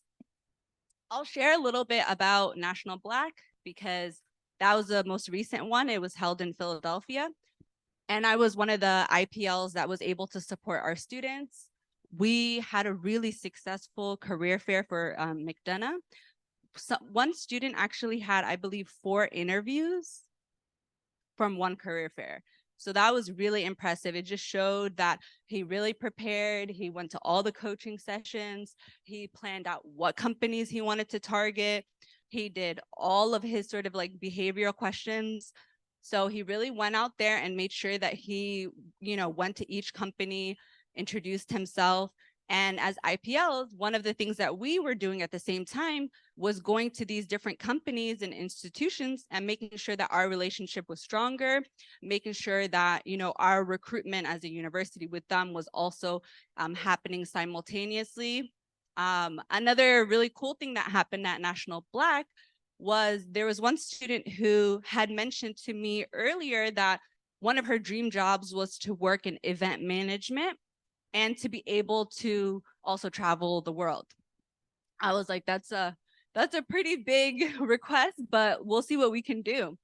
And so I was walking around the conference and I saw a booth that had really cool music. And I was like, what's going on here? So I kind of walked over and I was like, what do y'all do? Because it's not my industry area, it's not entertainment. I haven't really heard about this company, but I just figured I wanted to know what they were up to. They told me they were an event management company that worked all around the world and that they're hiring. So I was like, okay, can you give me a little bit more information? I was memorizing all the stats about the company. I ran back to the booth. I told that student, I was like, listen, I think I found you your shot. Are you ready to potentially interview? And she was like, no, I'm too nervous. I can't do that. I don't even know about this company. I was like, I just found out about this company. It's okay. Like, let's take 15 to 20 minutes. Let's look over the stats. Calm down. You really want to interview with this place? So she was like, okay, I'm good. Can you just maybe see me through it? And I was like, yeah, I'll just casually walk by, let you know, like, hey, this is where you kind of break off and I'll go this way. She's like, that's a great idea. So we kind of went, act like we're talking, and I let her go that way and I went my way. She got offered after their conversation to do an interview and potentially get hired for a full-time job, being an event manager, working and potentially traveling the world. So those are some of the things at the Career Center that we find, those kind of like small opportunities, getting to know the students, getting to know the companies, and like trying to navigate at the same time to help them sort of fill that gap.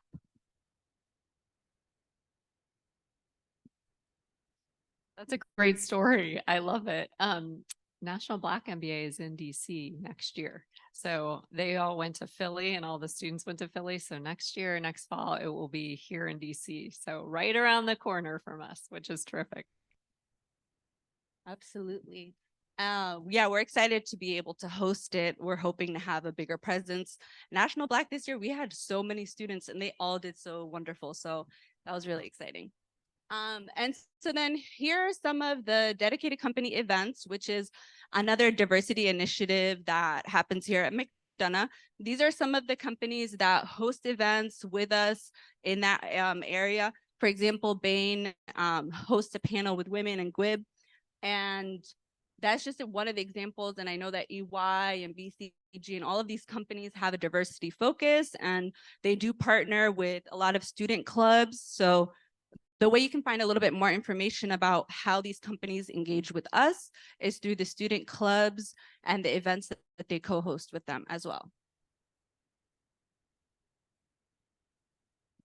And this is so Christy said earlier, you're going to hear probably all day today, once a Hoya, always a Hoya, and she's absolutely right. If you can see, for example, there is a huge Georgetown alumni network all around the world, over 190,000 Georgetown alumni. So many students who are plugged in with the university, especially at the business school here at McDonough. over 24,000 alumni, and many of them are plugged in. Even when we attended the conference, so many alumni would come to the table, introduce themselves, say, hey, I work at Merck, we're hiring. Is there anyone in this field? Or, hey, I'm currently at JP Morgan. I graduated this year and I'm here scouting. Like, bring some of the students over. So, you know, they're really, really plugged in, and definitely they're always ready to support the students. There's things like a mentorship program where alumni offer to mentor current MBAs. There's also like recruitment efforts that they work on. They also do coffee side chats. Almost all of the recruitment, I would say, like, I mean, I don't know the percentage, but there's a very high on alums who come back and do the recruitment efforts themselves here on campus. Another example that's actually happening next week is an event that I'm hosting with some Georgetown alums who are coming from the World Bank. And so they'll be bringing a team of HR experts as well as former alums, and to be able to talk about the pathway to get into the IFC, IMF, World Bank. And it's completely organized by alumni. And I mean, they're so plugged in, they take initiative, they reach out to us, they say, hey, we really want to have more Georgetown students here at the bank. What do we need to do? So we do co-programming and things like that. So this is a couple of our alumni that we wanted to highlight here. So you'll see many different people. You'll see what they did pre-MBA, what they did during the program, and then post-MBA. So as you're checking out all of these profiles, you might see yourself here or see a pivot that you're interested in doing. And this is just a sample of some of the great alumni that we had in some of their success stories. But I think that the main takeaway from this slide is that when you come in, you might have certain ideas or aspirations for what it is that you want to do. And you might have that play out, or you might find something new during the program. And so ultimately, we are here to partner with you, regardless of what you said in your admissions application and what you say to us in our offices and our one-on-one coaching appointments. We're here to help you get to that internship and then ultimately the return offer, if that's what you want, or if you don't want to go back to the internship place of where you interned over the summer, we're here to help you re-recruit. So ultimately, it's a journey, and we are excited to continue to get to know you throughout it. So I think that we have maybe a minute or two for questions. So would love to hear any questions that you all have. Don't be shy. Yes. Here, let me bring the microphone so we can all hear the question. So right now, my name is Zambika. As we all have heard, like a lot of companies are laying off, especially on the technology side. So what is Georgetown doing in career centers helping students with that? Such a great question. So technology consulting is similar. We've seen a lot of delayed offers from our most recent graduating class. They were anticipated to start this summer, and they've been delayed to start until later this year. So for consulting right now, the full-time hiring is pretty minimal. However, the exciting thing is they're still actively recruiting for interns. So when I mentioned Bain was on campus this week, they're actively having coffee chats and conversations with students to intern next summer. And the hope is that by the time next summer comes around, they'll be back on sort of a regular track. Similar with tech, as we've heard tons of layoffs in the news. Fortunately, we have Amazon's one of our largest recruiting employers. We've had double digits the last several years of hires, both interns and full-time, going into opportunities with Amazon. We had a few that were impacted with the delayed start date, but I think out of the May 23 graduates, there were 26 students that went to Amazon. I think 2 of them were delayed, but the rest all had job offers that started. Now, the internship hiring has declined with Amazon as a result of some of the layoffs as they look to right size. And I think we've seen that with Microsoft and other companies. We had an intern or two at Microsoft this past summer. One of the students did not get a return offer from Microsoft, but is actively re-recruiting and having success with that. So I think that the great thing about the depth and breadth of the industry expertise that we have, as Asha mentioned, all of the IPLs come from banking and consulting and technology work experience and have been through these cycles before. So many years ago, Maureen Cleary, who's our IPL for finance, worked at Goldman when in 2008 there were the challenges with the finance industry. And so fortunately, this past summer, we had the most interns that we've ever had in finance.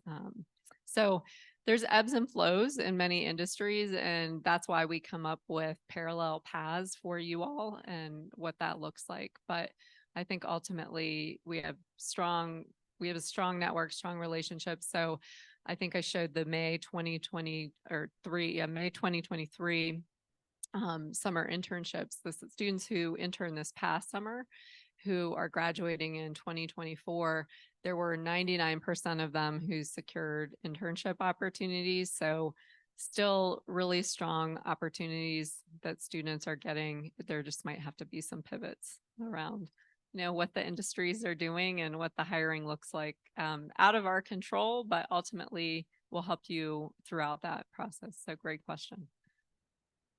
Yes. All right, good morning. So my name is Tanisha Young, and my question is more so around if you were to make a pivot. So I saw that you all are pretty structured, and when you engage students to want to look at their internships, but you all also showed like students who are making pivots and changes mid career. So with that, how do you all navigate someone deciding to change maybe within the middle of their first year, or even the beginning of their second year? So we have an open coaching system. So even if you had been working with someone in the finance industry and that was your focus, you can switch anytime throughout the 2 years. So say you decide, okay, this is the track that I want, and that doesn't work out. That happens a lot with finance and consulting early on. People are really focused on those two. And then throughout the course of educating, they decide, okay, this isn't the right fit for me. Then they'll switch, they'll move to another coach. But we do have a career clarification coach that specializes in thinking about these things, and all of our coaches are certified. So they're used to working with students as you navigate change and talking through that with you.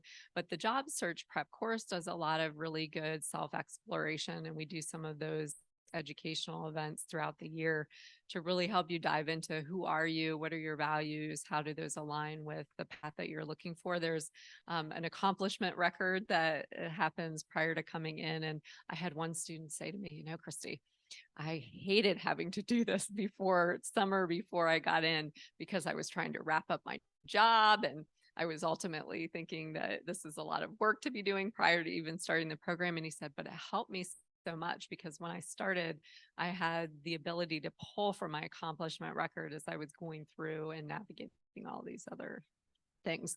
The great thing too is the student clubs do events throughout the fall that we partner with them on. So there's a consulting industry day, a tech industry day, a finance industry day, and these are all educational events to help you all as first years really identify what is it and what's the path that you want to do. So World Bank is an example of something that Asha was mentioning that is, again, an educational networking event. So there are a lot of those that happen as well. But absolutely. So we're getting pulled off the stage, I think. But anything to add to that, Asha, before we close? No, I think you really answered it well. Just maybe one thing to your question. It's kind of like if you think of the draft pick, sort of. I'm not even really a sports reference person, so I don't know why I'm using this, but it's kind of like as IPLs, I'll see if a student's kind of like in the middle is like, okay, I'm really interested in automotive, but I'm kind of interested in like renewable energy and like green space. We try to see like, okay, they'll talk to me and Trudy, for example. So Trudy works in like automotive and like manufacturing, and I work in like renewable and green tech. So then we kind of see like, who the student will pick when they start seeing sort of the direction that they're going in, or sometimes they get lucky and we can help them get landed at like Volkswagen, which does both, right? Has a really great renewable, sort of like green, sustainable focus while also being an automotive. So, but I try to do a lot of recruiting. So yeah. And we'll be around through lunch, so feel free to find us and ask us questions as well. Nice seeing you all. Perfect. Thank you, Christy and Asha. Thank you. Wonderful. Well, as we invite the current student panelists to come get settled up here, I want you to reach into your bag. There is a gift. It's a yellow book called The Necessary Journey. And I have a short video that I want to share with you. Let's hope that this works. Okay, let's see. I hope this works.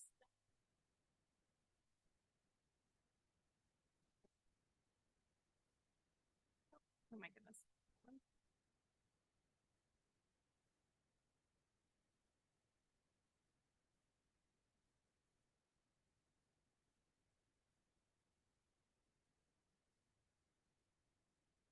Like it just logged me out. So stay tuned. Now I'll put you on bated breath. So I will get this video loaded and we'll show it a little bit later. But you do have a gift from Dr. Ella Washington, and she has a short message to share with you. Panelists, there are various mics. I'll pass them here. We'll kind of share them. Make sure they're on.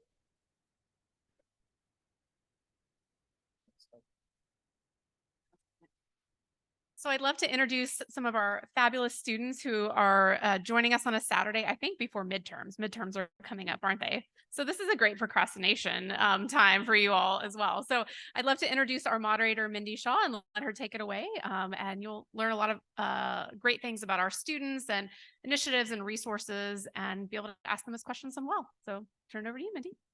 Hi, everyone. Is this working? Yeah, okay. My name's Mindy Shaw. I am FX 24. I'm also currently the VP of DEI on Student Gov. I've also been cohort rep. I'm doing a STEM MBA, and I was also representing the MBA program on graduate student government. My background is federal government and now public sector consulting. And afterwards, I'm looking to pivot into infrastructure finance. And as for the panelists, if you guys can go ahead and introduce yourselves, what program you're in, and if you're representing a student org, your background before, and where you hope to go after. So my name is Mia Do. I'm part of the Full-time MBA 24 at McDonough. So prior to joining this MBA, I work at marketing agencies, and I wanted to tackle substantial business problems. So that is why I wanted to go back to school. And besides my studies, I am the co-founder of Asian Business Student Alliance. And it has been a great journey, like joining the fellow student in terms of like diversity and inclusion. So happy to be here. Thank you, Mia. Hi, everyone. I'm Nishant Makijani, also full-time class of 2024, graduating next year with the rest of us, the 5 of us. I'm a member of Outer MSB, which is the LGBTQ club on campus, part of the Georgetown Consulting Club, and also on student government as a cohort rep for the Hoyas. So Hoya represent 4 of us. And prior to Georgetown, I worked in 3 different industries. I did some work in sustainability. I was a frontline fundraiser for a university, raising major gifts, and then went into real estate development in India. This summer, I was at a consulting company in New York, and I'll hopefully be headed back there next year as well. Just waiting to decide when to sign. So glad to be here. Looking forward to talking to all of you. Hi, everyone. I'm Delaney Hobbs, also full-time 2024.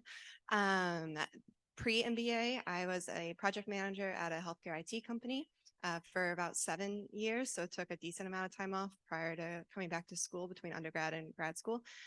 This past summer, I was at an airline company and we'll be heading back there. I was doing commercial strategy and we'll be heading into their leadership development program. So if you've heard of LDPs or rotational programs, happy to talk about that. As far as organizations, I'm one of the co-presidents of Graduate Women in Business. I'm also involved in a variety of other clubs, but most involved in that one. So happy to talk about any questions you have there. Hi, everyone. I'm Vicente. I'm from Chile. I'm part of the Latin America Business Association board. Before coming to the MBA, I worked at a Brazilian investment bank in Chile. I did both management and then sales and trading. And this summer, I interned at the World Bank, particularly at the AFC. I did a consultancy project there. It was great. And yeah, also a full-time 2024. Thanks, Vicente. Hi, everyone. I'm Miles Bent. I'm from New York. This past summer, I worked in investment banking. I was a technology investment banker at Wells Fargo. Similar to everyone up here, I'm a full-time student as well. Before the MBA, I worked in finance for about 7 years and just wanted to pivot into banking. So I thought the MBA was the right approach. In terms of programs, I'm on the board of the Black MBA Association, as well as the VP of Finance of the Finance Club here, and looking forward to speaking to you guys. Great. Okay. So first question, for all of us, we've been in the workforce at least about 5 years, I'd say, before coming back to school. So if you guys all want to share a little bit about what that was like, and maybe how that was different from how you approached undergrad. And for fun, what was your favorite class here so far? I guess I'll go first since I'm the only flex person up here. So my favorite class so far has been finance, core finance. I do not come from any sort of quantitative background. I haven't done anything quantitative since high school. So I was really nervous, but we have such a great finance professor, Professor Comer, for the Flex program, and fantastic teacher.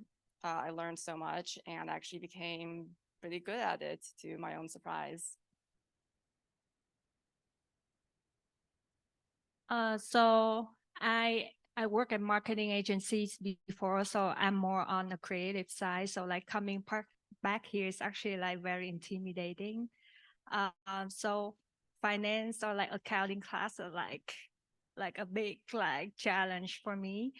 But I felt like MSB, like especially Georgetown, we were assigned into study team, so that actually like helped us a lot. Like in terms of like my study teammates, like they have been like helping me to catch up with class or like things that I'm not like good at. So like you all will gonna like complement each other like during the teamwork and stuff. So I felt like those are very helpful for me. And my favorite class is surprisingly is a class called Analytics Advantage, where I got to learn the R coding language, work with a tons of data, up with insights so we can make like data-driven business decision. So I felt like I found another side of myself that I wouldn't have known it. I like wouldn't have like taken the class. Yeah. My experience is a little different. Definitely not taking any analyticals classes if I don't have to. So I come from a civil engineering background in undergrad, so I took a lot of core engineering classes. And when I came to school, I was like, yeah, we're not enjoying this. So most of my classes, I think there's 3 of them that kind of go like one after the other. First is LTPI, which is the textbook that you have, the book that we gave you. The professor wrote that book. I love that class. It's an opening term. Then I really liked leadership communication, which is a mod 4 class, which is right before an internship where you're learning how to speak really well. And right now I'm in this mod. My favorite class is critical conversations. I call it like group therapy in some ways, but as someone who comes from India and someone like who is like extremely strong in like communicating, I was like, this is interesting to learn how to like have these hard conversations. So don't really enjoy the hard math and classes, but probably because I'm also decent at them from my engineering background. But yeah, a different take for you. Yeah, and like I mentioned, I was out of school for 7 years, so it was certainly intimidating coming back, especially because your first semester you tackle 3 heavy quant classes: the statistics, accounting, and finance. I will say, as far as the resources here at Georgetown, when I was able to use tutoring, can't say enough good things about the tutoring here, as well as the TAs and professors, of course. The tutoring just really helped. Maybe some, like, I also don't come from a finance background, so just saying it a different way certainly helped. As far as my favorite class, like Nishant, it's some of more like the leadership focused classes. I took one called Coaching High Performance Teams and Individuals. It's taught by Professor Williams, and it's one of our intensive learning experiences, which is a week-long class for a semester amount of credits over spring break and over January too. It's when you can take it, and it really changed how I receive feedback, how I deliver feedback, how you work with teams, especially high performing teams, because everyone comes to business schools really falls into that. So really changed how I think about that. Highly recommend it. Yeah, I totally agree with Nishant and Delaney. I think that leadership communication is one of the courses that stand out, takes you out of your comfort zone. It makes you present in front of former alumni and executives from Georgetown University. So that is a tremendous experience. Also, I would add that the MBA program allows you to overload and take electives in other schools. Having said that, in my case, I took an elective from the School of Foreign Services. It's called Private Equity in Emerging Markets. It's awesome. So if you're interested in private equity, I think that's also a great course. The professors are two lawyers from Wet and Case. They have a tremendous experience investing in emerging markets. So I think that is also something that Georgetown has. It's a value added. You not only you can also, of course, you have to focus on the business schools, but you can overload with other schools. And yeah, so I would say that one: leadership and private equity in emerging markets. Yep. Yes. So for me, I had a finance background, but I was still somewhat nervous coming into school, even for the finance and accounting courses. And I think Professor Comer actually is just a great resource. I remember, I think my first day on campus, he reached out via email asking, anyone if they needed help. And I definitely took him up on that opportunity. I actually ended up going into one of his finance courses, which I never, ever, and I did finance undergrad, I never had a professor that looked like me teach me such a complex subject, which was finance. So to have him be the professor actually just, helped me understand it. He broke it down in ways that not just I could understand, but everyone could understand. And I really appreciated him for that. So. Also on Professor Comer, his PhD dissertation chair won a Nobel laureate in economics. So we're all descended from a Nobel lineage now. So our next topic is Georgetown alumni. What were your guys' interactions with them? If you guys can talk about, folks that you reached out to and your experiences with that. For myself personally, in the Flex program, already having a job and not having to do as much job hunting, I remember reaching out to Georgetown alumni during my application stage, and everyone I contacted was super helpful and willing to take 30 minutes, chat about their experience and what they would do differently and the advice. And during my time here, I've also reached out to folks, alum in the fields I'm interested in. And again, you just cold message them on LinkedIn, and they're all really nice and helpful. So I recruited in consulting, and a lot of consulting recruiting, like banking, is focused on networking. So I started to build my network before I even got here. Once I got in, I was actually reaching out to just like junior alumni who graduated in the last year to understand some firm culture and then start to understand what opportunities existed for diversity recruiting at these firms. So I spoke to a bunch of those people. While I was recruiting heavily in Mod 2, I was speaking to alumni on almost a daily basis. I ended up the year with more than 70 coffee chats at 5 different companies. It was very aggressive. I don't know what I was trying to make up for, but probably just because I was international. And that was something for me. I was like, hey, I come from a real estate background trying to do management consulting. So I was extremely scared of how am I going to make that pivot. So I worked hard, but I think I heard back from every alum I reached out to. I had a tracking sheet. I heard back from everyone. People honestly would respond back in 72 hours. and give me time the next week. It was not one of those like pushing things around. So I had a really good experience. And then on a personal level too, in the summer, the Georgetown network at EY Parthenon was extremely strong. The partner who was sponsoring us like met with us, each of us very separately, trying to understand what we wanted to do, introduced us to other partners in their network. So at a lot of the companies that they have strong Georgetown networks, like there's a lot of advantage there because they are making sure that you're successful. Like the day I got my interview offer, I got an email from an associate partner saying, "Hey, your interview is next week. Can we jump on a call this week? I can like help you through it." So very, very strong alumni network there, and I cannot recommend it enough. Yeah, so similar to Nishan, before I even got to Georgetown, and I was recruiting banking. So again, it's very network heavy. I've had alumni from different banks reach out, just welcoming me to the program. But even when I got my internship at Wells Fargo, we have a big Georgetown alumni, and everyone was extremely helpful. And after I got my offer, I think I got maybe 4 calls from alumni just saying congratulations, and it felt nice to have that camaraderie with our alumni. So I would say the Georgetown alumni, they're a great resource and they're here to help, and they're always willing to help because at the end of the day, they want to see us succeed, especially if you're in their field. So that was my experience. So I was more on the social enterprises space. So I actually like got to know a lot of like Georgetown alumni through my professor. Like one of the professors is Professor Lovegrove, who I took consulting class.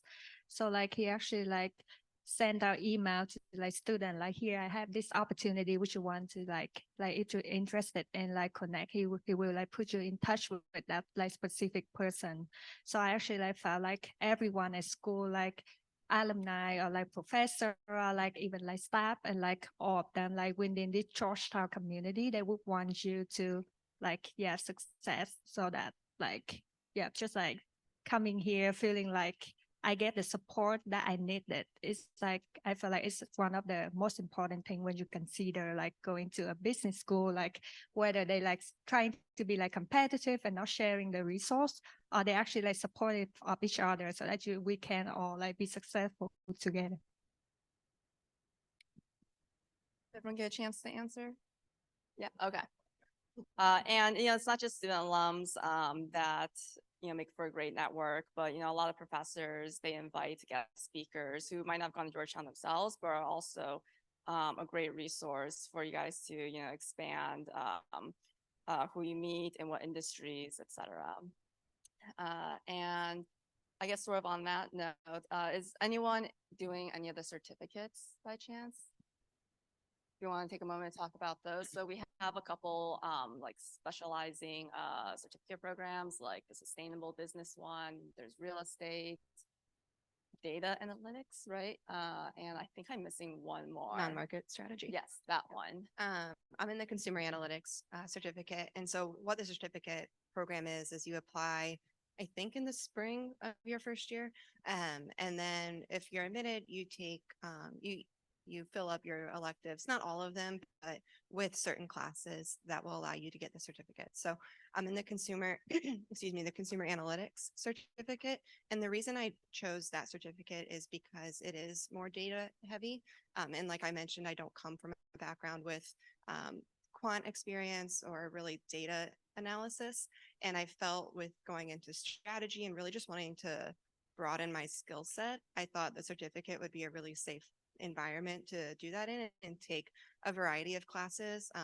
Last spring, I took an elective for that touched on coding, which is very fascinating. Not something I thought I'd be taking at business school, but it was really interesting and really easy to understand the way the professor did it because he understood it's a very complex topic. And then this semester in applied product management, and that's wrapping up. And then next mod, I'll take how to build strong brands, which also builds. So there's also a marketing component to that particular certificate. So I just felt like the certificate helped differentiate myself even more, along with obviously getting an MBA, but making me more competitive to enter the workforce. Great. And then I'm really glad to see we have a pretty good diverse representation on our panel here today. If everyone wants to, talk a little bit about their personal experiences here, you know, from international perspective, as well, you know, what has that been like in finding a community, what your resources have been, and, you know, your journey into finding, you know, your family here. I already started once.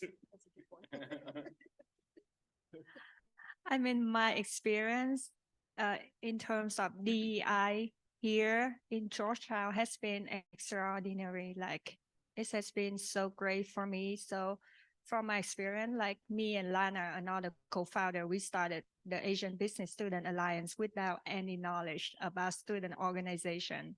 And so we talked to people, reach out to peers, program office and student organizer, and like everyone, and they have been very supportive of us. They gave us the resource, tried their best to like help us to create a club. So I felt very thankful for all of the resources and the help I have received so far at Georgia. In my case, coming from Chile, I just came to the US to study the MBA. It's been great getting to know other cultures, other people from different Latin American countries. You really feel welcomed in the Georgetown community. But at the same time, Latin American people, we welcome other cultures. So we organized treks to Colombia last year. That was great. I think it was one of the best experiences we've ever had. Actually, yesterday we were like talking about the trip, and we were like, okay, let's do this again. It was so good. It was last year we did in spring break. It was a 1 week trip. Of course, we party, but at the same time, we got to visit a former Colombian president. It was amazing. So, of course, if you're coming from Latin America, you really feel welcomed in the Georgetown community. But at the same time, we always try to figure out a way to party and have a good time at the MBA.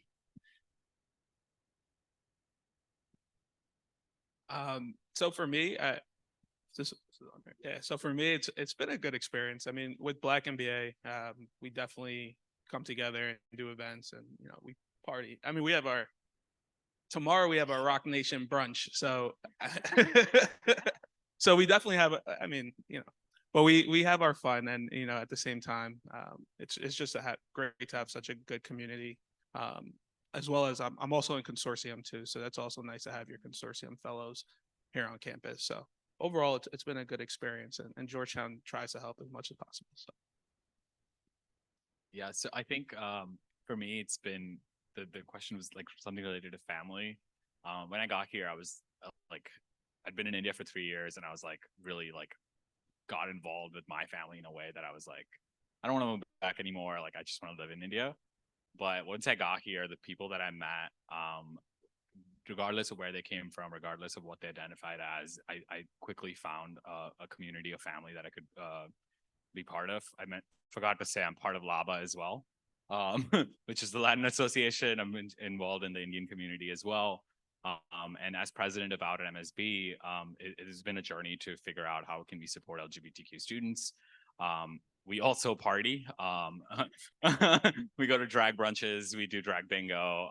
Just this last week on Thursday, actually. So I don't know if anyone's mentioned kegs to you guys yet, which is we're not doing keg stands.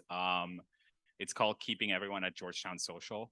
It's a Thursday tradition every week from 5 to 7 on Thursday, or sometimes on Wednesdays. And clubs actually co-host with the student government. So a couple of weeks ago, we had a phone party. Last week, we had LABA, which is Latin Association. We had a mariachi band on campus. And this week, we had something called Identity Stories, which is 4 members of our community shared stories about their LGBTQ identities. And we also had a drag queen perform. So that was an evening that, you know, it was a blast. It was 2.5 hours. We were in Fisher. And as someone who spoke at that event, I felt so held, even though I was standing in front of kind of mostly strangers because we've only known each other for a year. but I still felt comfortable enough sharing my story and how my identity is such a big part of my life. So I would say once you get here, from Mia's story of if you think something is missing, you have that opportunity. You might have an opportunity with Black MBA or LABA to like continue to do what's been done or do new things with our MSB, right? So there's a lot of options for you to do stuff. We're going to Botswana next week.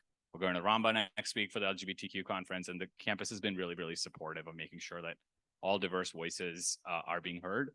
And there's a place here for people who might not identify as the general public. So I'll end there.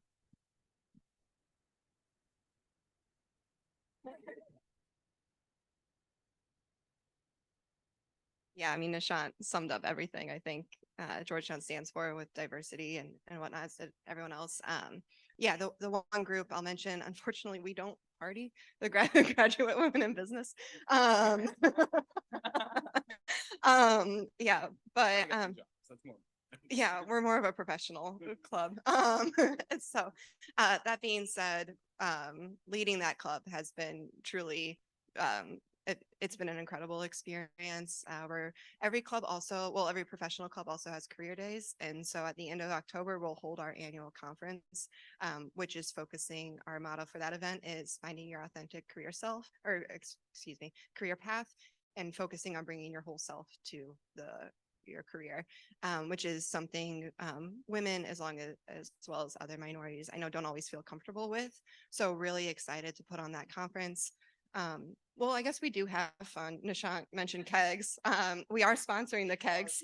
Yeah, Barbie themed the week before. So there is that component as well. But I do think there are tons of clubs and there's always the opportunity created as well. All right. And then general question, what's something about your experience that really surprised you, either about the program, maybe something you learned about yourself, something you weren't expecting? I guess I'll start with, so I'm in my third year, and what kind of surprised me was, I always made the effort from my first year to meet people outside of my cohort, because you're going to see your cohort, the folks in your cohort, like 6 hours a day, or like 6 hours a week for the next 2 or 3 years. Like, you're going to see them a lot. You're going to get to know them. So, I try to meet as many folks as possible from the other cohorts, the full-time program. But even my third year, I thought, I figured out, who everyone was and everything, but I still had the opportunities to get to know folks that I only knew tangentially. And I would say advice is to, give everyone a fair shake and don't write folks off because they don't have the same interests as you. They don't have the same background as you. It seems like you guys don't have much in common, but try to get to know folks, because, you look around and you don't know who in your program is going to end up where in the future. And some folks who, you might not expect are going to go places that, you're going to want to be connected with.